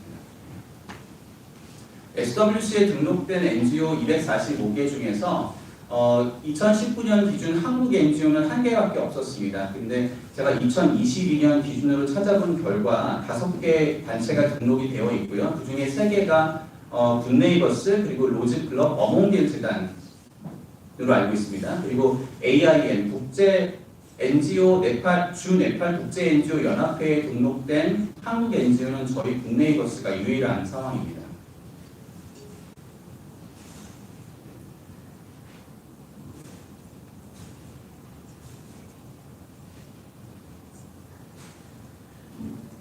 네, 제가 컨트롤하겠습니다. 이게 네. 네팔에 있는 INGO들의 연예산 분포를 보시면 다음과 같습니다.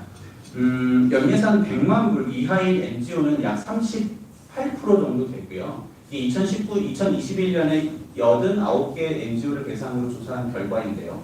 500만 불 이상 연예산 규모를 가지고 있는 NGO는 10개밖에 되지 않습니다. 그리고 100에서 500만 불 사이에 연예산 규모를 가지고 있는 NGO들이 총 50.6%를 차지해서 절반을 차지하고 있다 보시면 되겠습니다.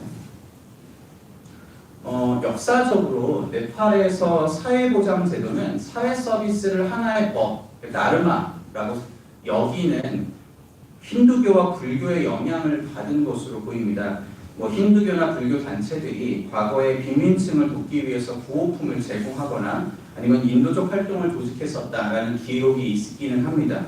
하지만 현대적인 의미에서 네팔 내에서 NGO의 활동은 1951년 민주화 혁명으로 거슬러 올라갈 수 있을 것 같습니다. 이게 작동을 지금 안 하는 것 같습니다. 네, 다시 꺼졌네요.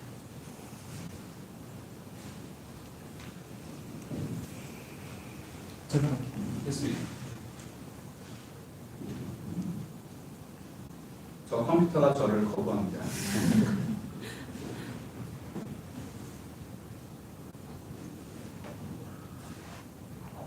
여기서 멈추네요. 네, 이 부분은 저희 홍만환 교수님께서 훨씬 더 잘 아실 것 같은데 1951년 민주화 혁명 때부터 이제 사회보장 또는 사회복지라는 개념이 생겨나면서 NGO들 이런 개념들이 생겨났고, 그리고 1961년부터 1990년대 사이에 판차야트 제도라는 제도 하에서 왕정이 운영이 되었었습니다. 그래서 이제 판차야트 제도는 베다 시대의 초기 북인도 지역에서 유래한 인도 고유의 지방의회 제도라고 합니다.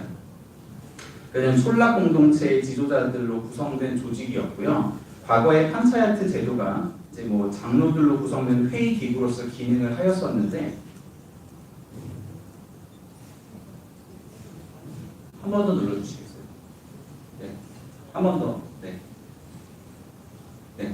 그때 이제 SWC-NCC라는 기구가 있었고 이 기구가 사회 기관들을 관리했었다고 합니다. 그때 이제 뭐 여왕이 의장 역할을 하고 요 시기에 1960년대 NGO의 수가 10개였다가 1987년도에 37개로 증가한 것을 볼 수가 있습니다.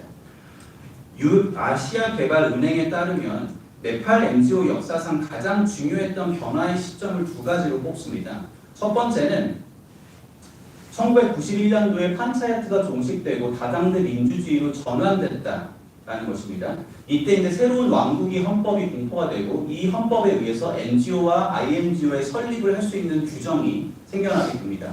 그리고 1992년도에 전국적으로 증가하는 사회복지기관을 체계화하고 규제하기 위한 사회복지법이 제정됐습니다. 이 법에 의해서 1992년도에 SWC가 설립이 되고 사회복지기구와 규제를 조직화하는 업무들을 SWC에서 하기 시작했습니다.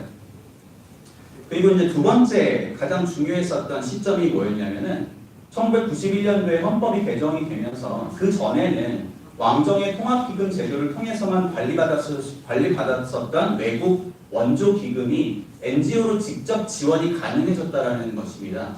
그래서 이때 이것 때문에 1992년 기준 609개였던 NGO가 2019년 기준 전국적으로 5만 개까지 증가하는 것을 볼 수 있습니다. 그래서 그때부터 SWC가 관련 법률 및 지침을 개정하는 역할을 맡고 NGO나 INGO 그리고 시민사회 조직 활동을 촉진하고 조정하고 모니터링하고 평가하는 책임을 맡았습니다. 그래서 네팔에서 활동하는 모든 개발협력 분야 기구들은 SWC의 눈치를 볼 수밖에 없습니다. 그 규정을 준수하는 것이 필수 사항이기 때문입니다.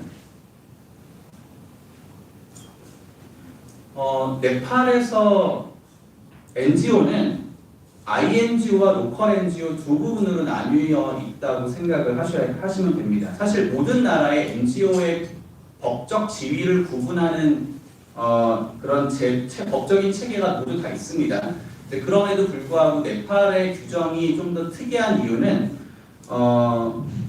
소셜 웰페어 룰스 1992년도 규정집 15조 1항을 보면은 네팔 내 모든 INGO는 직접 사업을 수행할 수 없고 반드시 로컬 NGO와 파트너십을 맺고 그 파트너를 통해서 사업을 수행해야 한다라는 규정이 명시되어 있다는 점입니다. 그래서 INGO와 로컬 NGO의 역할과 기능이 완전히 다르다 이렇게 생각을 하셔야 되고요. 로컬 NGO는 지방 정부의 행정 오피스에 등록을 하게 되어 있지만 INGO는 중앙 정부의 SWC에 등록을 해야 됩니다. 등록을 해서 General Agreement 승인을 받아야 되죠. 둘 다 해외 펀드를 받을 수는 있지만 로컬 NGO가 큰 규모의 해외 펀드를 받을 수 있는 역량이 많이 부족하기 때문에 주로 INGO가 기금을 따오고 로컬 NGO가 그 기금을 집행을 하는 역할을 한다 이렇게 보실 수 있고요. 그렇다 보니까 네팔에서 INGO는 설계하고 감시하고 프로포를 쓰고 평가하는 일에 특화되어 있습니다. 그래서 사업의 퀄리티 컨트롤을 담당하고 이를 기반으로 지역사회와 네팔의 새로운 기회와 그리고 외부 자금 그리고 자원을 가져오는 기능을 담당하고 있다. 이렇게 이해하실 수 있습니다. 다음 보시는 제너럴 어그리먼트라는 것이 이제 네팔에서 적법하게 사업을 시행할 수 있는 일종의 NGO 라이센스 역할을 한다라고 볼 수 있고요. 3년에서 5년 정도, 약 5년까지 약정이 가능합니다. 재미있는 것은 이제 제너럴 어그리먼트를 승인받기 위해서 제출해야 되는 서류 중에 이제 은행 잔고 증명서가 있는데 이게 왜 그러냐면은 1년 예산이 최소한 20만 불, 우리 돈으로 한 뭐 2억 2천, 2억 3천, 2억 4천 정도 지금 환율이 1,400원 지금 넘어가려고 그러는데 그 정도 돼야 된다는 규정이 있기 때문입니다. 그리고 대표자에 대한 자격 제한이 있습니다. 네팔인의 경우 학사, 외국인의 경우 석사 소지자를 요구를 합니다. 이게 제가 작년 초까지도 외국인은 학사여도 되었는데 작년 말인지 올 초인지 바뀌었다고 제가 알고 있습니다. 그리고 이제 INGO를 등록을 하면은 대표자 한 명 워킹 비자를 지원을 받게 됩니다. 근데 아시다시피 이제 대표자 한 명이 모든 사업을 수행할 수는 없지 않습니까? 그래서 한국인을 꼭 데리고 오게 되는데 그 한국인 인력 추가 파견 시에 비자 지원이 매우 까다롭습니다. 그래서 별도의 프로젝트 어그리먼트 승인을 받고 비자를 신청을 해야 되는데요. 그렇게 해도 네팔인 우선 채용 원칙이 있습니다. 근데 저희 같은 경우는 이 한국인 한 명을 채용하기 위해서 네팔인을 채용을 한다라는 공고를 3번 내고 그것이 실패했다라는 것을 SWC에 보여준 다음에야 겨우 한국인을 한 명 데리고 올 수 있었던 그런 경험, 웃지 못할 경험도 있습니다. 일단 등록 준비 단계를 마치고 나서 SWC에 INGO 등록 신청을 하면은 승인 번호를 부여받게 됩니다. 로컬 NGO와 달리 별도의 증서를 이 단계에서 제공을 하지는 않지만 그때부터 프로젝트 진행이 가능하고요. 그리고 이제 SWC에 제출을 하면 15일 내에 그것을 관련 부서로 이송을 하게 되어 있습니다. 그리고 관련 부서는 21일 내에 서류를 검토하고 1개월 이내에 확정을 해야 됩니다. 하지만 일반적으로 INGO 등록 절차를 마치고도 최종 승인을 받기까지 최소 6개월이 걸린다 이렇게 생각을 하시면 되고요. 하지만 1년이 지나도 사실 못 받는 경우가 있습니다. 정부의 정책이 워낙 자주 바뀌기도 하고 기존에 있었던 정책이 이제 취소되는 경우도 있어서 이 시간적인 여유를 넉넉하게 갖고 제너럴 어그리먼트 프로세스를 시작하시는 게 낫고요. 어떤 분들은 변호사를 선임하는 게 좋다 이렇게 권장을 하시는 분들도 있는데 제가 생각하기에는 현지 상황을 잘 이해하고 있는 책임 있는 현지인을 고용을 하셔서 그 현지인과 SWC의 담당 공무원이 직접 소통하는 것이 오히려 더 수월할 것이라고 생각을 합니다. 그 다음에 조금 전에 말씀드렸던 이제 NGO 라이센스에 해당하는 제너럴 어그리먼트 외에 사업을 수행을 하려면 프로젝트 어그리먼트를 받아야 되는데요. 프로젝트 어그리먼트는 제너럴 어그리먼트를 승인받은 이후 3개월 이내에 제출하고 승인을 받아야 사업 시작이 가능합니다. 이 프로젝트 어그리먼트도 매년 갱신 없이 최대 5년까지 약정이 가능하고요. 시간 관계상 넘어가도록 하겠습니다. 그리고 아까 말씀드렸듯이 INGO가 네팔에서 사업 실행을 하려면 반드시 로컬 NGO를 사업 실행 파트너로 선정해서 계약을 맺고 진행을 해야 되는데 SWC와 INGO가 PA를 맺은 후에 IP와 별도로 MOU 계약을 체결하시면 되고 단일 프로젝트에 여러 개의 복수의 IP가 있을 경우에는 개별 파트너십의 업무 위임 사항을 정확하게 구분을 하신 다음에 그 다음에 개별적으로 MOU를 체결하시면 되겠습니다. 네. 이제까지 행정적인 부분들을 말씀을 드렸고 지금부터 이제 INGO들의 주요 활동 영역 및 내용에 대한 부분을 말씀을 드릴 차례인데요. 그 전에 잠깐 네팔에서 활동하는 INGO들의 연합체인 AIN에서 짚고 넘어가도록 하겠습니다. AIN은 Association of International NGOs in Nepal, 그래서 네팔에서 활동하는 INGO들의 연합체라고 보시면 되겠습니다. 이 연합체를 보아야 되는 이유는 AIN에서 분과처럼 활동하는 워킹그룹이라는 게 있는데 그 워킹그룹 리스트를 보면은 INGO들이 활동하는 영역을 가늠할 수 있기 때문입니다. AIN은 1996년도에 설립이 되었고요. 그리고 120여 개의 회원단체들을 지금 거느리고 있습니다. 그리고 네팔 정부 및 SWC에 INGO들의 목소리를 대변하고 그리고 전국적으로 NGO 클러스터링을 조직해서 효과적으로 자원이 배분이 될 수 있게끔 하는 기능을 가지고 있습니다. 이게 무슨 말이냐면은 예를 들어서 코로나 팬데믹 시국에서 AIN은 4W 매트릭스라는 것을 작성을 했습니다. 그래서 어떤 NGO가 어느 지역에서 언제부터 어떤 지원을 누구를 위해 하겠다라고 업무를 나눈 겁니다. 그래서 한정된 INGO의 자원이 네팔 전역에 고루 분산되도록 코디네이션을 하는 기능인 것입니다. 그것 외에도 전문적으로 업무를 수행하고 같은 일들을 하는 NGO들이 서로 모여서 정보를 공유하고 정보를 디벨롭 시키기 위해서 워킹그룹이라는 것을 운영을 하는데요. 여기 상단에 보시면 5개, 6개 워킹그룹이 있습니다. Child Protection, 아동보호, 그리고 Education, 교육, 헬스, 보건, 라이블리후드, 생계, 소득 증대, 그리고 디제스터 매니지먼트, 재난관리, C는 젠더 이퀄티 소셜 인클루전의 약자인데요. 양성평등과 사회적 포용 이렇게 이해하시면 되겠습니다. 그래서 한 6개의 워킹 그룹이 있는데 이 6개의 워킹 그룹이 INGO가 활동하는 영역과 중첩된다 이렇게 이해를 하시면 됩니다. 그래서 지금 보시는 것들이 저희 INGO에서 활동하는 대부분의 영역인데요. 물론 여기 한 가지 분명히 말씀을 드려야 되는 것은 INGO들의 활동 영역이 굉장히 다양하고 다채롭습니다. 그래서 이 5가지가 전부 다 이렇게 말씀을 드릴 수는 없고, 그러나 여러분들께서 흔히 들으면 이 NGO 이렇게 아실 법한 대형 NGO들 내에서 소위 주류화되어 있다라고 말할 수 있을 법한 영역이 아동보호와 교육과 보건과 식수위생 그리고 소득 증대라고 말씀을 드릴 수 있습니다. 그리고 이 4개 분야를 관통하는 영역이 이제 크로스커팅 이슈, 우리말로 범분야 이슈라고 부르는데요. 예를 들면 아까 말씀드렸던 성평등, 사회적 포용 문제나 그리고 네팔처럼 재난 위기 상황이 많은 경우에 어떻게 위기에 대응하고 준비를 해야 될 것이냐 평소에 하는 DRR, 그리고 전 세계적으로 지금 화두가 되고 있는 기후변화 대응 이슈도 범분야 이슈에 들어간다 이해를 하시면 되겠습니다. 지금까지 제가 설명드린 모든 영역들은 SDG라고 불리는 지속가능 발전 목표와 밀접하게 연결이 되어 있습니다.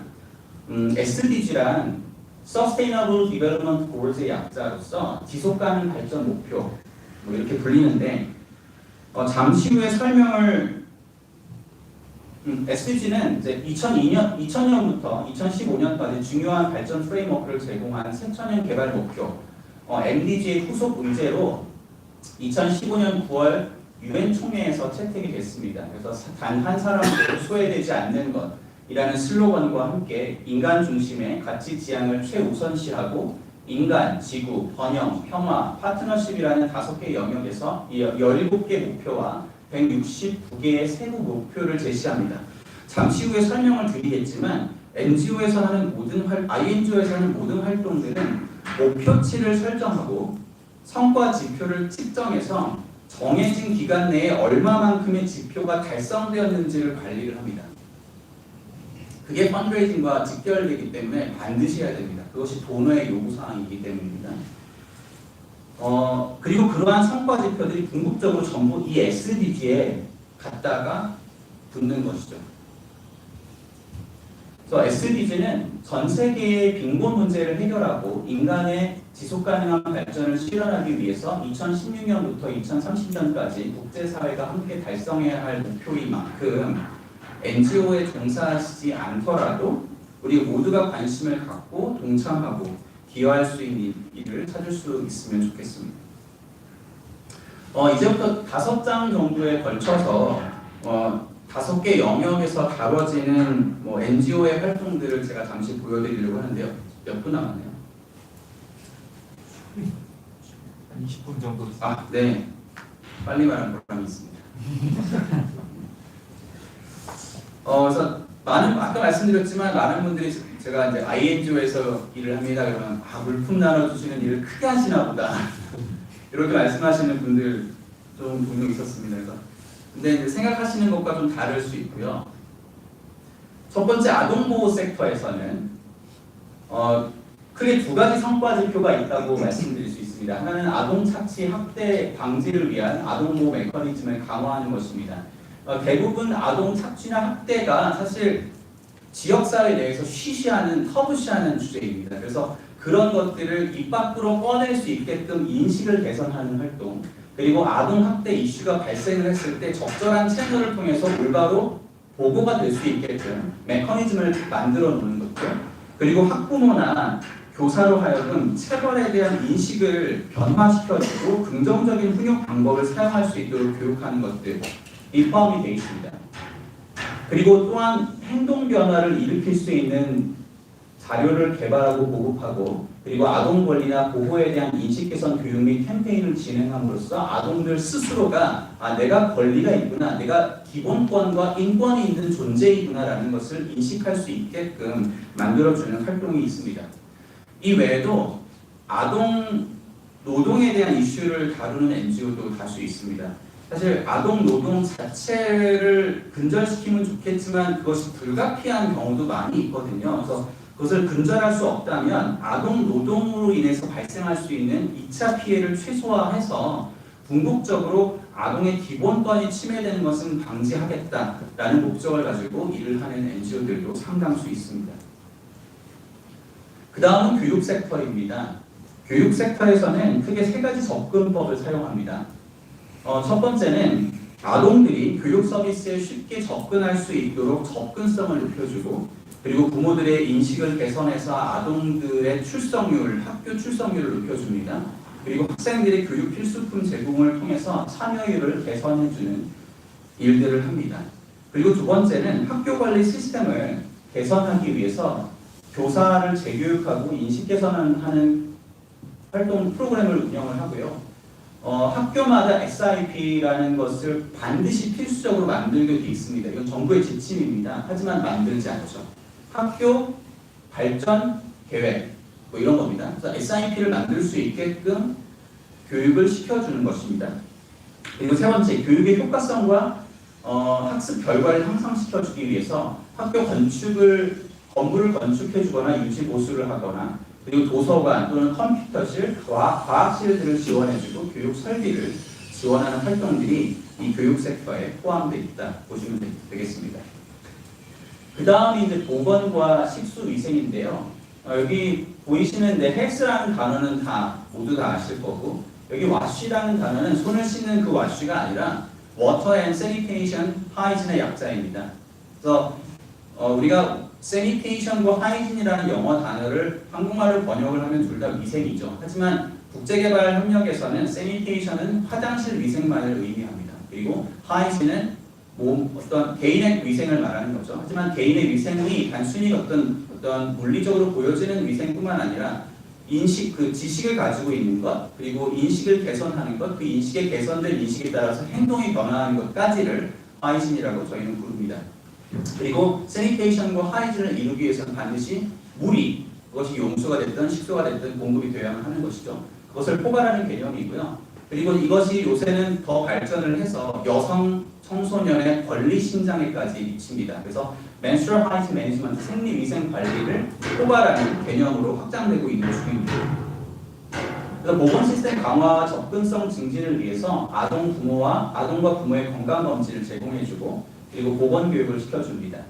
그리고 여성 마을 보건 요원들의 역량을 강화시켜줌으로 인해서 이분들이 이제 마을 단위에서 어머니들과 아동들을 가장 밀접하게 만날 수 있는 분들이거든요. 그래서 이분들의 역량을 강화시켜줌으로 인해서 긴급한 상황이 발생했을 때 어떻게 대처를 해야 되고 어디로 가야 되고 어떤 서비스를 받을 수 있는지를 교육시켜주는 것입니다. 그리고 PHC, ORC라는 것은 네팔에 있는 네팔 보건체계의 가장 기본 단위입니다. Primary Healthcare Outreach Clinic의 약자이거든요. 그래서 이 건물 자체가 없는 경우도 많고, 건물이 있어도 제대로 기능하지 않는 경우가 많기 때문에 저희가 이런 것들을 건축을 하거나 개보수를 하거나 보건 장비를 지원해주는 역할들을 합니다. 그리고 안전한 식수위생 환경 조성 및 위생관리의 행동 양식을 개선하기 위해서 여아 청소년 전용 화장실을 건축해준다든가, 수질 검사를 정기적으로 해준다든가, 위생용품 및 여아 청소년 생리대를 지원해준다든가, 여아 청소년의 생리위생 관리에 대한 지식, 태도, 행동 개선 등을 통해서 차별이 철폐될 수 있도록 INGO들이 노력을 하고 있습니다. 다른 영역도 마찬가지지만 소득증대 섹터는 경제가 맞물려 있는 만큼 프로젝트의 접근법이나 대상이나 목표가 천차만별입니다. INGO마다. 그래서 제가 말씀드리는 이러한 소득증대 활동이 모든 INGO를 대표한다 이렇게 말씀드릴 수 없고요. 더 창의적이고 더 기발한 방법으로, 더 현실적인 방법으로 현장에서 근무하시는 분들이 더 잘 찾아낼 수 있다 그렇게 생각을 합니다. 그럼에도 불구하고 큰 덩어리들만 말씀을 드리면은, 첫 번째로 개인 농민들을 모아서 소득증대 그룹이나 조합을 결성하게끔 합니다. 그리고 그렇게 결성된 그룹이나 조합이 잘 운영될 수 있도록 역량 강화를 시켜주고 제도를 개선시켜줘서 소득증대 활동을 위한 플랫폼과 시스템이 마련될 수 있게끔 활동을 하고 있습니다. 그리고 가축재료 서비스를 제공한다든가 농업 기술을 전파하고 그리고 보조금을 지원함으로써 극빈 가정의 소득 안정화를 통해서 식량 상태가 개선될 수 있게끔 합니다. 그리고 시드머니를 지원하고 기업가 정신 교육을 시켜줌으로써 영세한 농민이나 창업가들이 새로운 사업을 개설하고 그것을 통해서 고용 창출이 일어날 수 있게끔 유도하는 역할들을 하고 있습니다. 아까 말씀드렸듯이 모든 영역을 관통하는 이슈들을 크로스커팅 이슈라고 제가 말씀을 드렸습니다. 우선 지진에 취약한 네팔 컨텍스트에서 가장 기본이 되는 분야 이슈는 DRR입니다. 재난 회피 경감을 위한 인식 개선 및 역량 강화가 무엇보다도 중요한 것이죠. 크고 작은 지진들이 지금도 일어나고 있고 2015년 대지진 이후 사실 회복되는데 굉장히 많은 기간이 걸렸고 그리고 그러한 상황이 다시 발생을 했을 때 어떻게 대처해야 되는 것인지에 대해서 저희가 교육을 하고 있습니다. 여기서 저희라는 것은 INGO 전체를 말하는 것입니다. 굿네이버스가 아니고요. 그래서 지역사회의 취약성을 평가하고 재난관리 계획을 수립하고 학교 안전에 대한 인식 제고 자료들을 개발하고 보급합니다. 그리고 이제 위기 대응을 위해서 모의 훈련을 실시하기도 합니다. 이런 활동들이 DRR에 포함이 되고요. 그리고 이제 전 세계적으로 화두가 되고 있는 기후변화 이슈도 너무 스펙트럼이 다양하기 때문에 여기서 다 말씀드릴 수는 없고 그 중에서도 농업과 관련된 부분을 특별하게 말씀을 드리면 탄소를 적게 배출하고 그리고 이미 변화된 기후에 적응해서 어떻게 농사를 계속해서 지어나갈 수 있을 것인가에 대한 부분 하나 그리고 그렇게 그러한 기후변화에 적응한 농사법을 적용하면서도 생산성을 떨어뜨리지 않는 그런 농법을 개발하고 전파하는 일들을 INGO가 하고 있습니다. 그래서 화학 비료를 줄이고 유기농 비료를 권장한다든지 농장에서 나오는 퇴비를 관리해서 환경에 저하되지 않는 비료를 생산한다든지 세류 관계 시설들을 통해서 물 사용을 최소화하면서도 생산성을 떨어뜨리지 않는다든지 그리고 토양을 보존하고 홍수를 예방하기 위해서 현대적인 방법이 아니라 현대적인 방법을 지향하고 오히려 전통적이고 토착적인 방법을 권장한다든지 하는 활동들을 이 영역에서 하고 있습니다. 네. 지금까지 숨가쁘게 이제 INGO들이 하는 활동에 대해서 살펴봤는데요. 남은 시간은 INGO들이 어떤 방식으로 일하고 어떤 원칙을 가지고 일하는지에 대해서 짧게 말씀을 드리려고 합니다. NGO든 INGO든 구분을 떠나서 국제개발에서 가장 기본이 되는 원칙은 누노함 원칙입니다. 피해를 주지 말자라는 것입니다. 이게 무슨 소리냐? 우리가 선한 의도를 가지고 여기 왔고 INGO를 하고 있는데 무슨 피해를 준다는 것이냐? 이렇게 반문을 하실 수 있습니다. 하지만 공여자 입장에서 아무리 좋다고 생각이 되는 프로젝트라고 할지라도 그 사업의 의도의 선함이 수혜자나 지역 주민 입장에서는 오히려 해악이 되는 경우가 굉장히 많습니다. 그리고 사업을 실행하는 과정 가운데서 오히려 차별을 키우든지 공동체를 와해하다든지 아니면 지역사회의 시장을 교란시키는 행위들을 많이 합니다. 실제로. 그래서 의도치 않게 지역에 해악을 끼치는 경우가 많고요. 그런 것들이 발견되는 즉시 사업을 일단 멈추고 절차나 목표를 재점검하고 재조정해야 된다라는 것이 누노함 원칙입니다. 제 짧은 경험으로는 제가 서아프리카에도 일하고 동아시아에서도 일하고 여기 서아시아에도 일해서 보니까 한국 분들이 많이 이런 실수를 범하세요. 저를 포함해서. 한국의 경제발전 역사가 굉장히 사실 우리들 얘기로는 표현으로는 위대하지 않습니까? 전 세계에 유례가 없고 하지만 그 유례가 없다라는 독특성 때문에 일반화시키기가 굉장히 어렵습니다. 그럼에도 불구하고 한국인의 잣대와 한국인의 경험을 억지로 현장에 우겨 넣는 그 태도로 접근하시는 분들을 제가 많이 봐왔습니다. 그런 태도로 접근했을 때 내가 공동체를 오히려 공동체 정신을 파괴하고 그리고 의도치 않은 악영향을 끼칠 수도 있다는 점 모두가 유념을 하셨으면 좋겠습니다. 두 번째는 수혜자의 참여를 강조하고 주인의식을 고취시키는 방향으로 일을 한다라는 점입니다. NGO가 들어가는 곳은 상당수가 긴급한 외부적 지원을 필요로 하는 곳입니다. 그렇기 때문에 그런 상황 가운데서 주인의식을 기대한다거나 참여율을 기대한다는 것이 사실 어려울 수 있습니다. 그런 경우에는 그냥 인도주의적 접근법으로 구호 활동을 해야죠. 처음에는 그렇게 시작을 합니다. 하지만 이것이 이제 갱생 작업을 시작하고 그리고 어느 정도 안정이 되면 지역 주민 조직을 만들고 주민들이 스스로 목소리를 내게끔 하고 그리고 개발의 과정 가운데 참여할 수 있게끔 하고 스스로 문제를 해결해 나가고 자기네들이 그들의 역량을 키워줘서 자발적으로 자원을 끌어올 수 있게끔 강화시켜 줌으로써 종국에는 개발의 주체이자 자신의 주인으로서 역할을 할 수 있게끔 해주는 것이 유도해 주는 것이 아주 중요한 원칙입니다.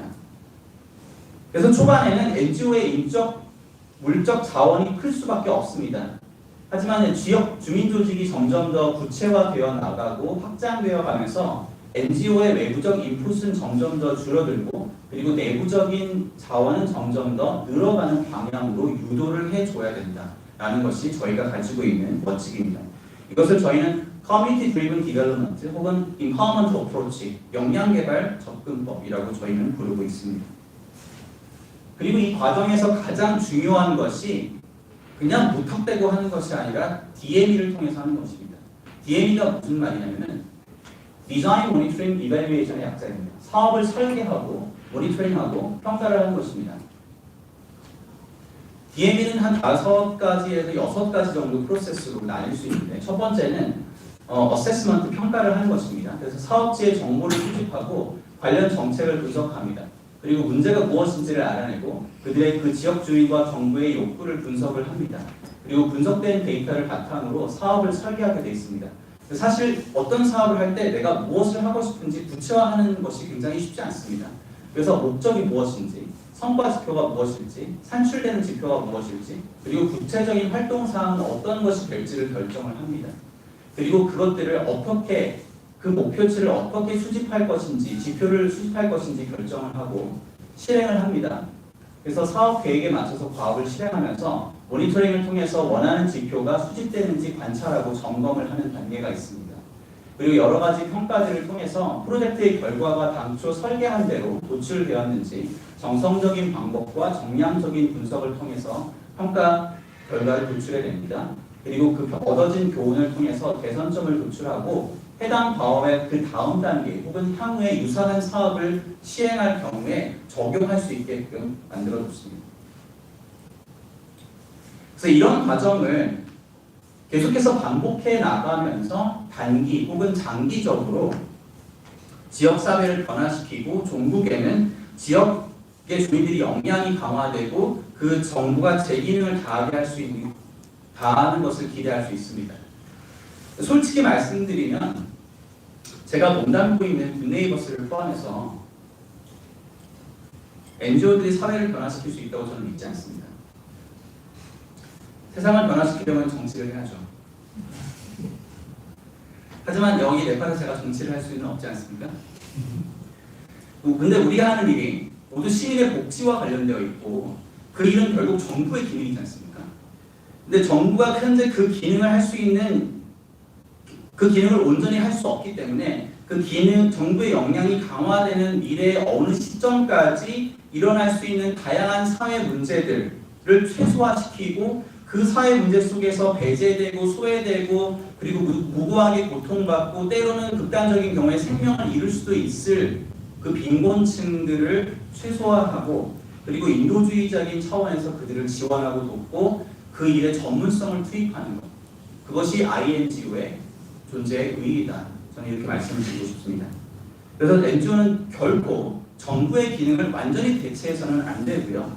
대신 정부와 시민사회가 성장할 수 있게끔 발판을 마련해주고 그 간극을 메워주는 역할을 하는 것이 INGO다.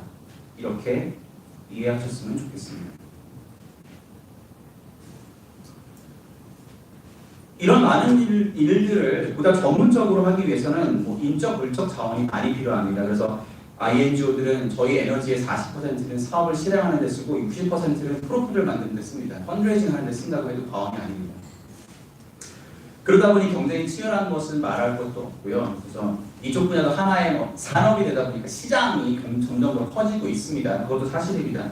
그래서 OECD 기준, OECD 개발원조위원회 회원국 전체 예산 규모가 60년대, 70년대에 400억 달러였다가 작년 기준 1,700억 달러로 지난 반세기 동안 급성장했음을 알 수 있습니다. 우리나라 대한민국 ODA 예산만 봐도 2017년에 2조 6천억 원이었다가 올해 4조 원을 뛰어넘었습니다. 이 ODA 기금 중에 60%에 해당하는 그 무상원조를 담당하는 60%에 해당하는 기금이 무상원조를 담당하는 코이카를 통해서 흘러나오기 때문에 요새는 다양한 UN 기구들을 포함한 국제단체들이 코이카의 기금을 따기 위해서 혈안이 되어 있습니다. 제가 굳이 이 말씀을 드리는 이유는 국제개발 시장이 점점 더 확대되고 있을 뿐만 아니라 그로 인해서 보다 많은 분들의 관심과 협력 그리고 동참과 기여가 필요한 상황임을 강조드리고 싶어서입니다. 그래서 저는 이렇게 말씀을 드리고 싶습니다. 국제개발 협력 활동은 모두가 할 필요는 없지만 누군가는 반드시 해야 합니다. 아무나 다 할 수는 없지만 모두가 꼭 동참해야 하는 활동이다. 이렇게 말씀을 드리고 싶습니다. 제가 알기로는 코이카뿐만 아니라 한국 대사관에서도 더 많은 분들이 INGO 활동에 뛰어들어서 네팔인들의 복지 향상에 기여하고 그리고 그를 통해서 대한민국의 어떤 위상을 국제사회 가운데서 더 높일 수 있는 계기가 되었으면 좋겠다 이렇게 바라고 계신 줄로 압니다. 이 자리를 빌어서 앞으로 국제개발 영역과 INGO 활동에 많은 한인분들의 관심과 동참, 협력과 지원을 부탁드립니다. 이것으로서 제 강의를 마치도록 하겠습니다. 감사합니다.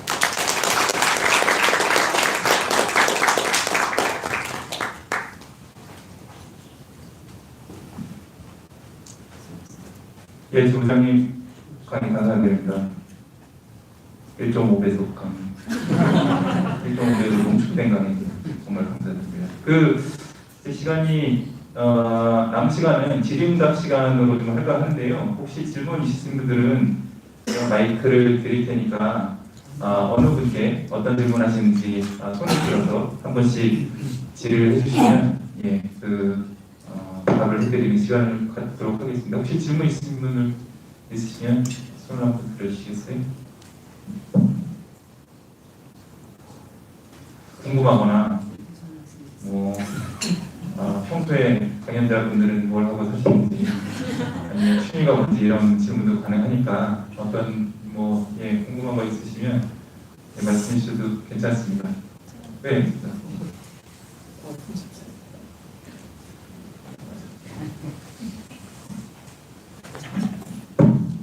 제가 침묵을 깨는 차원에서 먼저 좀 여쭤보고 싶습니다. 오늘 이 강연이 되게 좋은 기회인 것 같고 특히 이제 네팔 교수님으로부터 이제 네팔 정치 경제에 대해서 한번 듣고 또 여기 활동하고 계시는 이제 INGO 활동 내역을 들으니까 훨씬 생생한 얘기를 들을 수 있어서 되게 좋은 기회였던 것 같고요.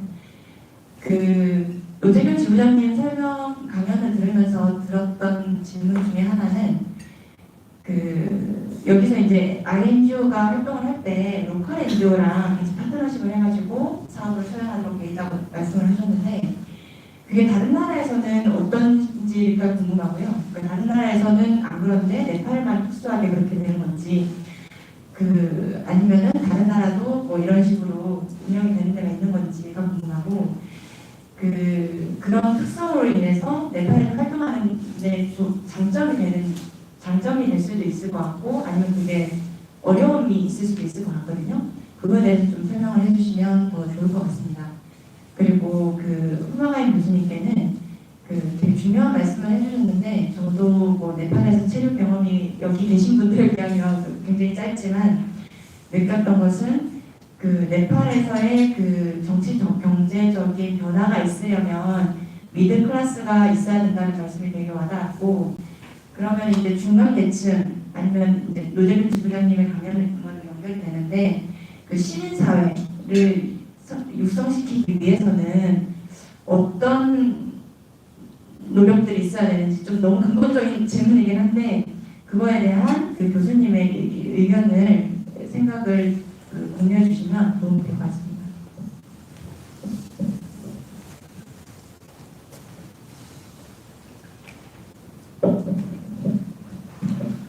제가 전 세계에 있는 NGO를 다 경험한 것이 아니기 때문에 제가 경험했었던 니제르와 캄보디아, 그 다음에 네팔을 비교를 해보면은 제가 캄보디아나 니제르에 있었을 때는 인터내셔널 NGO들이 직접 사업을 수행을 할 수 있었습니다. 법적인 제약이 전혀 없었어요. 그리고 제 동료들, 굿네이버스 내에서 활동을 하고 있는 다른 동료들 얘기를 들어봐도 INGO가 직접 사업을 금지하고 있는 나라는 제가 들어본 적이 없습니다. 혹시 뭐 다른 나라에 있는지는 제가 모르겠으나 이렇게 스트릭하게 완전히 금지, 반드시 로컬 NGO를 통해서만 일을 해야 되라는 것이 법적으로 규정되어 있는 경우는 제가 본 적이 없는 것 같고요. 그래서 생기는 장점이나 단점들이 분명히 있습니다. 근데 이게 NGO도 점점 시장 논리를 따라가는 측면이 없지 않아 있습니다. 저희도 이제 후원자의 후원금을 받아 저희가 무슨 어떤 생산을 해서 물건을 판매해서 돈을 만들어내는 것이 아니라 도네이션을 받지 않습니까? 그것이 이제 기업이 됐든 개인이 됐든 어떤 기구가 되었었든 돈을 받아서 집행을 하기 때문에 투명성이 굉장히 중요하고요. 그리고 행정비를 줄여야만 하는 프레셔가 굉장히 심합니다. 근데 그런 프레셔 가운데서 행정비 사업을 다 해보셔서 아시겠지만 행정비 가장 많은 포션을 차지하는 건 인건비인데 로컬 NGO를 통해서 일을 하면은 이 현실적인 이유를 말씀드리는 겁니다. 로컬 NGO를 통해서 일을 하게 되면 인건비를 더 줄일 수 있습니다. 아무래도 같은 일을 하는데 로컬 NGO에 소속된 직원의 인건비가 INGO보다 훨씬 낮기 때문에 같은 가지수의 일을 하더라도 더 적은 비용으로 할 수 있다는 장점이 있는 건 사실입니다. 근데 그것이 과연 인도주의적인 일인가 하는 것은 질문을 해야죠. 그리고 대신에 이제 그렇게 로컬 NGO와 INGO가 분업화되어 있기 때문에 우리가 기금을 따오거나 아니면 프로젝트의 전문성을 만드는데 굉장히 강점이 있습니다. 그러니까 집행도 하고 사업 관리도 해야 되고 모니터링도 해야 되고 그다음에 그 뽑아놓은 지표를 가지고 프로포즈를 작성해 이 모든 것을 다 하기에는 사실 에너지가 굉장히 제한되어 있는데 네팔의 컨텍스트 내에서는 INGO들이 모니터링하고 평가하고 그것을 통해서 펀드레이징을 하는 데에만 집중할 수 있기 때문에 더 많은 글로벌 기금들을 따올 수 있다는 장점이 있는 건 사실입니다. 하지만 로컬 NGO와 반드시 같이 일을 해야 되기 때문에 생기는 단점이라고 하면은 아까 교수님께서 말씀하셨지만 너무 정치적이기 때문에 모든 사람들과 모든 로컬 NGO들이 정치적이고 로컬 NGO의 대표들이 오히려 SWC로 가는 경우도 있거든요. SWC에 저희 눈치를 봐야 된다고 말씀드렸지 않습니까? 그런데 저희 파트너 기관의 대표가 SWC에 장으로 가는 경우도 있습니다. 그러면 이제 주객이 전도되는 상황이 발생하고 눈치를 더 봐야 되고 정말 정치를 해야 되는 거죠. 저희가 직접 그런 난처한 상황도 발생을 하는 경우가 많이 있습니다. 고맙습니다. 저는 이슈의 다양화가 필요한 것은 지금은 이제 제가 이제 학계에 있다 보니까 제 강의에서의 고민할 때는 사람들이 새로운 아젠다에 대해서 새롭게 모이는 그런 플랫폼들이 많이 필요합니다. 너무 한정된 부분에만 논의하다 보니까 그 사람들만 오고 그 사람들만 거기서 앞장에 있다 보니까 새로운 사람들이 목소리를 내지 않은 사람들이 대화를 할 수 있는 주제들을 많이 만들어서 거기서의 뭔가 역전이 필요하다고 생각하고 그래서 아젠다들이 어떻게 사회에 새롭게 우리가 창출할 수 있고 또 그동안 말하지 않았던 사람들 그동안 앞장에 서 있지 않았던 사람들을 어떻게 앞으로 끌어올지 그것이 큰 질문이라고 생각하고 이것을 하려면 이제 학계와 그 언론들이 사실은 중요한 역할들이 있는데 그 사업들은 그런 걸 좀 영향 강화하는 거 한 가지 이제 그 한국에서 다르고 네팔에서 좀 다른 거는 한국에서는 이제 서울대나 연대, 고대 가면은 모든 학과에 그래도 골고루 좋은 학생들이 많이 가는데 네팔에서는 거의 엔지니어링이나 거기 사이언스 공부하는 데는 좋은 학점을 가진 학생들이 가고 인문사회 쪽으로는 약간 비국 이건 좀 더 공부하지 않았던 거고 그것이 이제 영국식 교육제도다 보니까 캠퍼스들이 따로따로 있습니다. 그것이 인문사회 분야에서의 좋은 인재들이 육성하지 못한 결과라서 뭐 언론이나 그때 약간 좀 어려움이 있는데요. 그런 분들 국가에서는 교육 구조 역시 좀 문제가 있어서 장기적으로 교육 구조와 이렇게 좀 영향 강화하는 걸 필요하지만 당장 이제 그건 결과 효과를 얻기 위해서 오래 기다려야 되기 때문에 새로운 아젠다들을 얼마나 많이 가지고 와서 새로운 사람들이 리더로 육성하는지가 좀 중요하다고 생각합니다.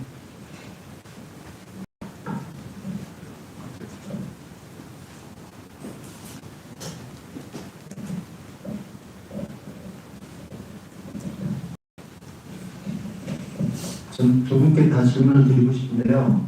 쿠마가인 교수님 그 강의가 주로 사회 경제적인 측면에서의 그 교류 뭐 이제 지식을 좀 나눠주셨는데 다음번 혹시 가능하다면 교육적인 측면에서의 교류나 지금 잠깐 말씀하셨지만 그런 협력이 어떻게 이루어질 수 있는지에 대한 부분을 좀 들을 수 있는 시간이 있었으면 좋겠습니다.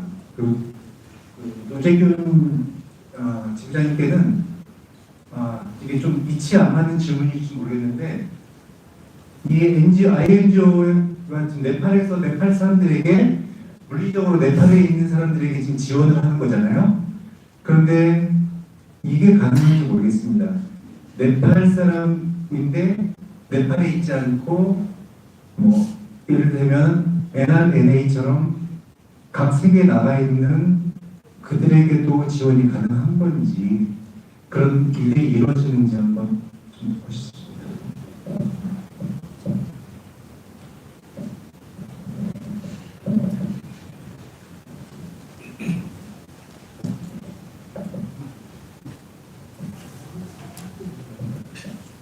네팔에는 총 11개 대학들이 이제 그 중앙정부에 승인받은 대학들이고 그중에서 80% 되는 학생들은 필부원 대학교에 전국에 있는 캠퍼스에 공부하는 그러다 보니까 필부원 대학교의 중앙 시험 제도안건이 있어서 이 시험을 하고 결과 그 시험의 그 결과를 알려주는 것만으로도 허걱거리는 상황이고요. 나머지 개혁은 좀 어려운 상황이고 이제 연방제 들어오고 나서 모든 도에서 도대학들이 설립하려고 지금 노력을 하고 있고 포커라에 있는 건더기 도대학 이미 이제 시작을 해서 이렇게 되면 또 대학의 수가 많아져서 경쟁도 되고 좀 더 새로운 분위기가 좀 더 되지 않을까 생각하고 2015년에 발의된 헌법에 의하면 12학년까지는 다 지방정부에서 관리하도록 되어 있습니다. 그래서 이제는 중앙정부에 있는 교육부나 도에 있는 교육부는 그 12학년까지 학교는 간섭할 수 없는 구조로 바뀌어서 좀 더 있으면 이제 그 한국에서 그 교육 이제 도나 지방정부에서 관리하는 것처럼 여기서 관리하는 제도들이 되고 좀 더 경쟁의 제도로 가지 않을까 생각하고 근데 여전히 이제 가장 학교 교육의 문제는 교사 조정이 아직 이루어지지 않고 있는 상황입니다. 좀 학생들이 많은 지역의 교사들이 적고 학생들이 많지 않은 지역의 교사들이 많은 지금 그 불균형한 구조인데요.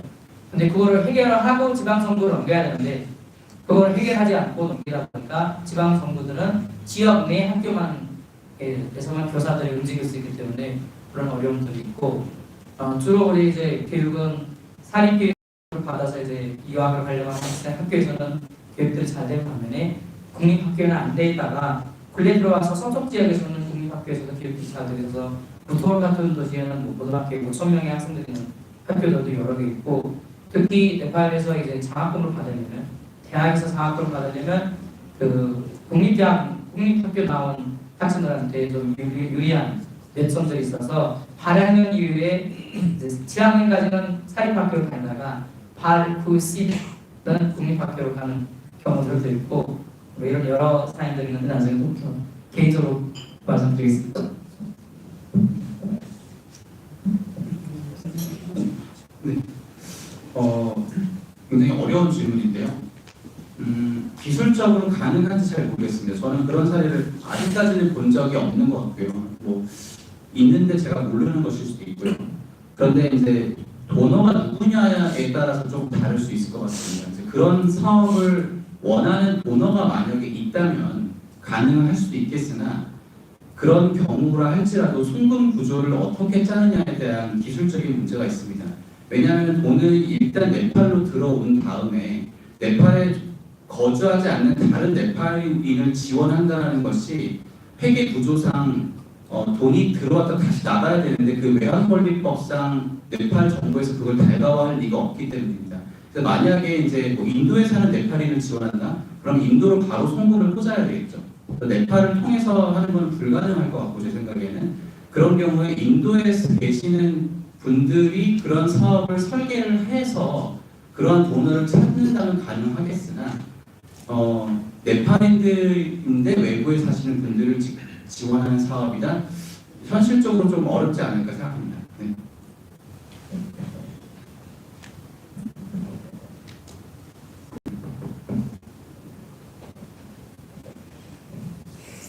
다른 분 없으실까요? 시간이 나갔습니까? 충분합니다.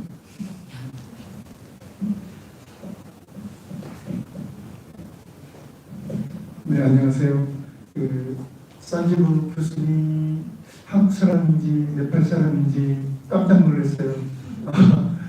너무나 발음이 좋으시고 정말 놀랐습니다.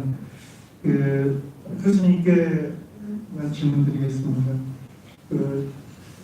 잘 짚어주신 그 부분에 대해서 같이 공감하는 부분이 뭐냐면 각 분야의 리더십이 부재다 이렇게 말씀해 주셨는데 전 한국에서 전문직에 종사했던 사람으로서 네팔에 와서 정말 각 분야 리더십이 부족하다 그러면서 리더십이 있는 분야도 많고요 또 그러면서 없는 분야도 많고요 제 분야에는 리더십이 없었어요 리더를 할 수 있는 분들이 그래서 지금 5년째 회사를 수립하고 5년째 지금 훈련하고 있는데요.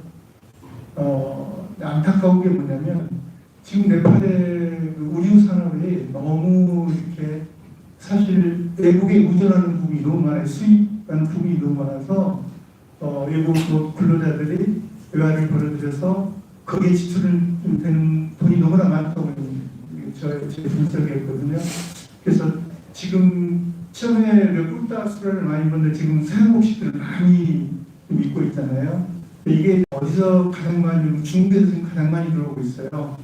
그래서 지금 이 분야는 네팔의 전체적인 어떤 그 시장을 볼 때나 그 인프라를 볼 때 골목마다 유심한 거예요.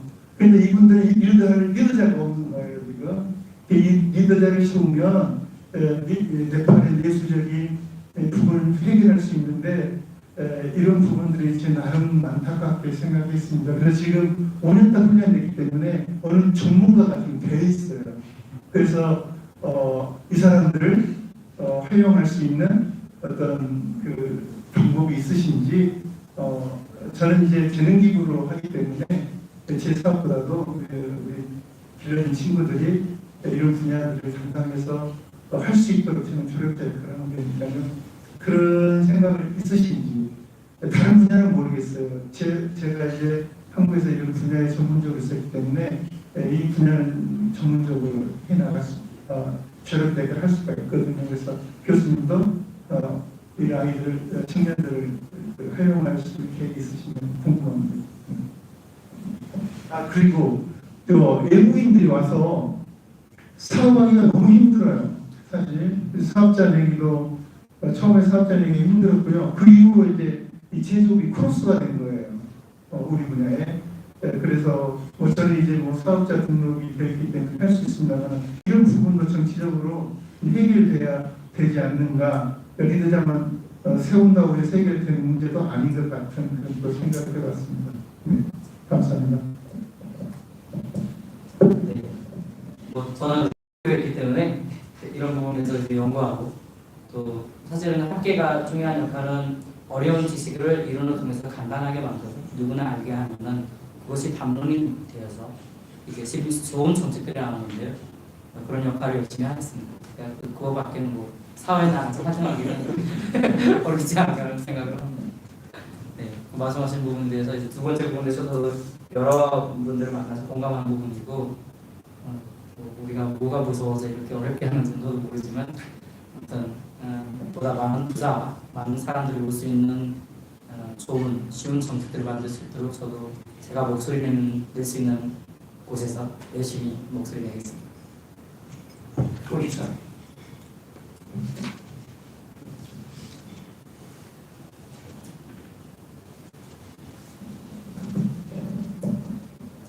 마지막으로 한 번 더.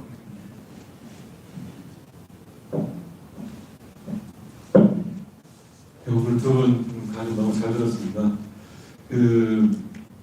노정현 집회장님께 질문 드리고 싶은 거는 아까 마무리하실 때 앞으로 많이 관심 가져주시고 참여해 주시고 같이 일했으면 좋겠다는 그런 식으로 말씀하셔서 저는 사실 좀 깜짝 놀랐거든요. 그러니까 여기에 살고 있는 사람들이 어떻게 협력을 할 수 있는지 그런 부분에 대해서 한번 말씀해 주시고, 제가 듣는 것은 ING가 각 나라에 가서 일을 할 때, 그러니까 한국에 있는 뭐 지부들도 있나 보죠. 이제 현지에서 일을 할 때 현지에 있는 사람의 협력이 굉장히 중요하다는 거예요. 그런데 이제 네팔 같은 경우에는 로컬 NGO랑 ING가 일을 해야 되는데 그 사이에서 현지에 있는 이 교민이 어떤 역할을 할 수 있을까? 제가 이게 질문이 형성이 되는지는 모르겠지만은 한번 질문 드리고요. 한 가지는 이제 우리 쌈짓 교수님 나이 질문 드리고 싶은 거는, 저는 네팔의 이제 가장 큰 문제의 축이 직업 기술의 축이 아닌가 생각이 들었습니다. 기술이 있어도 직업이 없으니까 기술 교육을 해도 마땅히 일자리가 없어서 해외로 나가면서 리더십 공백이 계속 생겨져 가는데, 이 자리를 피한다는 것은 그것이 살기가 어렵기 때문이라고 생각이 들어요. 지금 한국에 있는 청년들도 계속 해외에 일자리를 찾아서 나가고 있다고 들어지고, 그래서 네팔 사람들이 여기에 남아서 일을 할 수 있는 그런 구조가 지금 어떻게, 저도 뭐 생각을 많이 하는데 뭘 어떻게 해야 되는지를 사실 잘 모르겠어요. 직업 훈련과 기술, 그다음에 직업 창출까지 생각을 많이 하고 있는데, 이 부분에 대해서 혹시 네팔 정부나 이런 뭐 시민들의 사고 혹은 조합들의 어떤 역할들이 있는지, 외국에 나간 사람들을 끌어들일, 또 국내에 있는 사람들이 나가지 않게 할 그런 어떤 방향들이 있는지, 또 아까처럼 대답하실 수도 있을 것 같은데 그렇게 질문드립니다. 감사합니다. 굉장히 창의력이 필요한 질문인 것 같습니다. 저도 깊이 생각을 해보지는 못한 것 같고요. 제가 이제 지금 네팔에 2년 반 정도 일을 했는데, 한국에서 네팔의 그 법적인 체계가 너무 딱딱하다 보니까 한국에서 인력을 데리고 오기가 굉장히 힘듭니다. 그래서 이제 네팔에서 인력을 구해볼까? 근데 그 방법도 생각을 해봤어요. 그래서 네팔에 이미 계시고, 네팔을 이미 잘 아시고, 네팔어도 잘 하시고, 네팔어를 잘 하시면 사실은 사업을 진행하는 속도가 굉장히 빠르거든요. 현지인들에 대한 이해 폭도 넓고, 그런 분들께서 저희 기관에 들어오셔서 같이 일하면 얼마나 좋을까 이렇게 생각을 하는데, 중요한 건 비자더라고요. 저희가 비자를 해결해 줘야 되는데 저희 코가 석자여서 저희 비자도 해결을 못하는 방정에 마당에 저분들 비자는 나는 어떻게 해결해 줄 수 있지? 여기서 또 막히게 되더라고요. 그래서 비자를 이미 해결이 되신 분들도 찾아봤는데 그건 또 많지 않고, 저희만 그래서 어려운 건가 했더니 다른 ING도 다 비자 때문에, 이건 국력의 문제가 아니라 그냥 다 동일하게 참 평등하게 제한을 이렇게 어려움을 주더라고요, 모든 NGO에. 그래서 만약에 비자가 해결이 되는 어떤 라면은 같이 동참을 해서 일을 하셨으면 좋겠다라는 생각이 있었고, 그리고 이제 그 중에는 이제 지역에 이제 뭐 카트만두 말고 이제 멀리 있는 지역에 본인들이 하고 계시는 소규모로 하고 계시는 뭐 조합이지 아니면 그런 애니멀 뱅크라든지 이제 이런 사업들을 하고 계시는 분들이 종종 계시더라고요.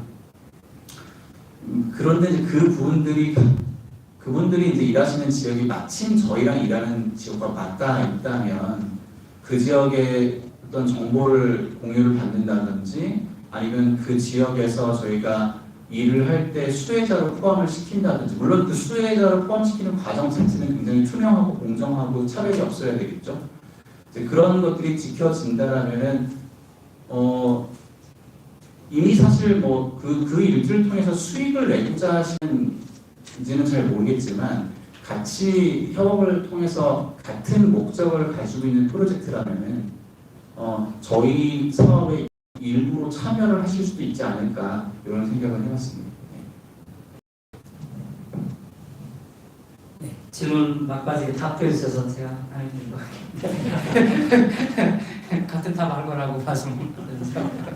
근데 이제 그 네팔을 사랑하시는 마음을 말씀하신 거기 때문에 그 같은 고민이라고 저는 생각하고, 제가 이제 이렇게 공식적인 자리에서 말하지만 사적인 자리에서 얘기할 때는 해외에 있는 모든 사람들이 네팔의 자본이다라고 생각을 해보면 거기에 답이 있지 않을까라는 생각을 한번 요즘 하기 시작했습니다. 예를 들어서 미국에서 굉장히 퀄리티 있는 조합을 하고 있는 10,000명 정도의 네팔인이 있고, 한국에서도 교수나 아니면 그 포스트학교에 있는 거의 100여 명의 이제 네팔인들이 대학이 연구기관에 이미 있고, 일본에도 있고 또 다른 나라도 있는 걸 보면 그런 사람들이 들어와서 5년 동안 세금 혜택을 받는다든지 아니면은 그런 사람들이 좀 더 정착할 수 있는 정책들이 우리가 만약에 이제 시작을 하면 거기서 일자리도 만들어지지만 좀 더 다른 변화들이 있지 않을까라고 해서 최근에 이제 중국이 잘 어떻게 활용했는지를 저도 조금 연구를 하고 공부를 하고 있고 또 사람들한테 많이 이야기를 하고 있는 상황입니다. 즉 이제 그렇게 지난 30년 동안 많이 갔다고 안타까워하는 게 아니라 30년 동안 어떤 자본들이 네팔을 위해서 축적되어 있는지를 한번 고민을 해서 질문을 역으로 한번 바꾸는 게 좋지 않을까 생각합니다.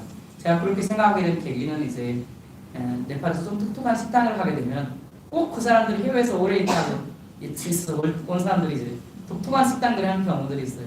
피자집도 그렇고 카페도 그렇고, 그러면 자본이 축적되고 있구나, 아이디어, 돈, 또 뭘 하고자 하는 의지, 성실함 이런 것들이 축적이 돼 있어서 그런 사람들이 많이 돌아올 수 있도록 우리가 정책을 만들고, 몇 가지 제가 정부에 제안한 적도 있고 또 학생들한테 논문 좀 비교 논문 쓰라고 한 적도 있고 해서 그런 담론을 만들 수 있도록 하겠습니다. 고맙습니다. 혹시 질문하시고 싶으신 분 계시면은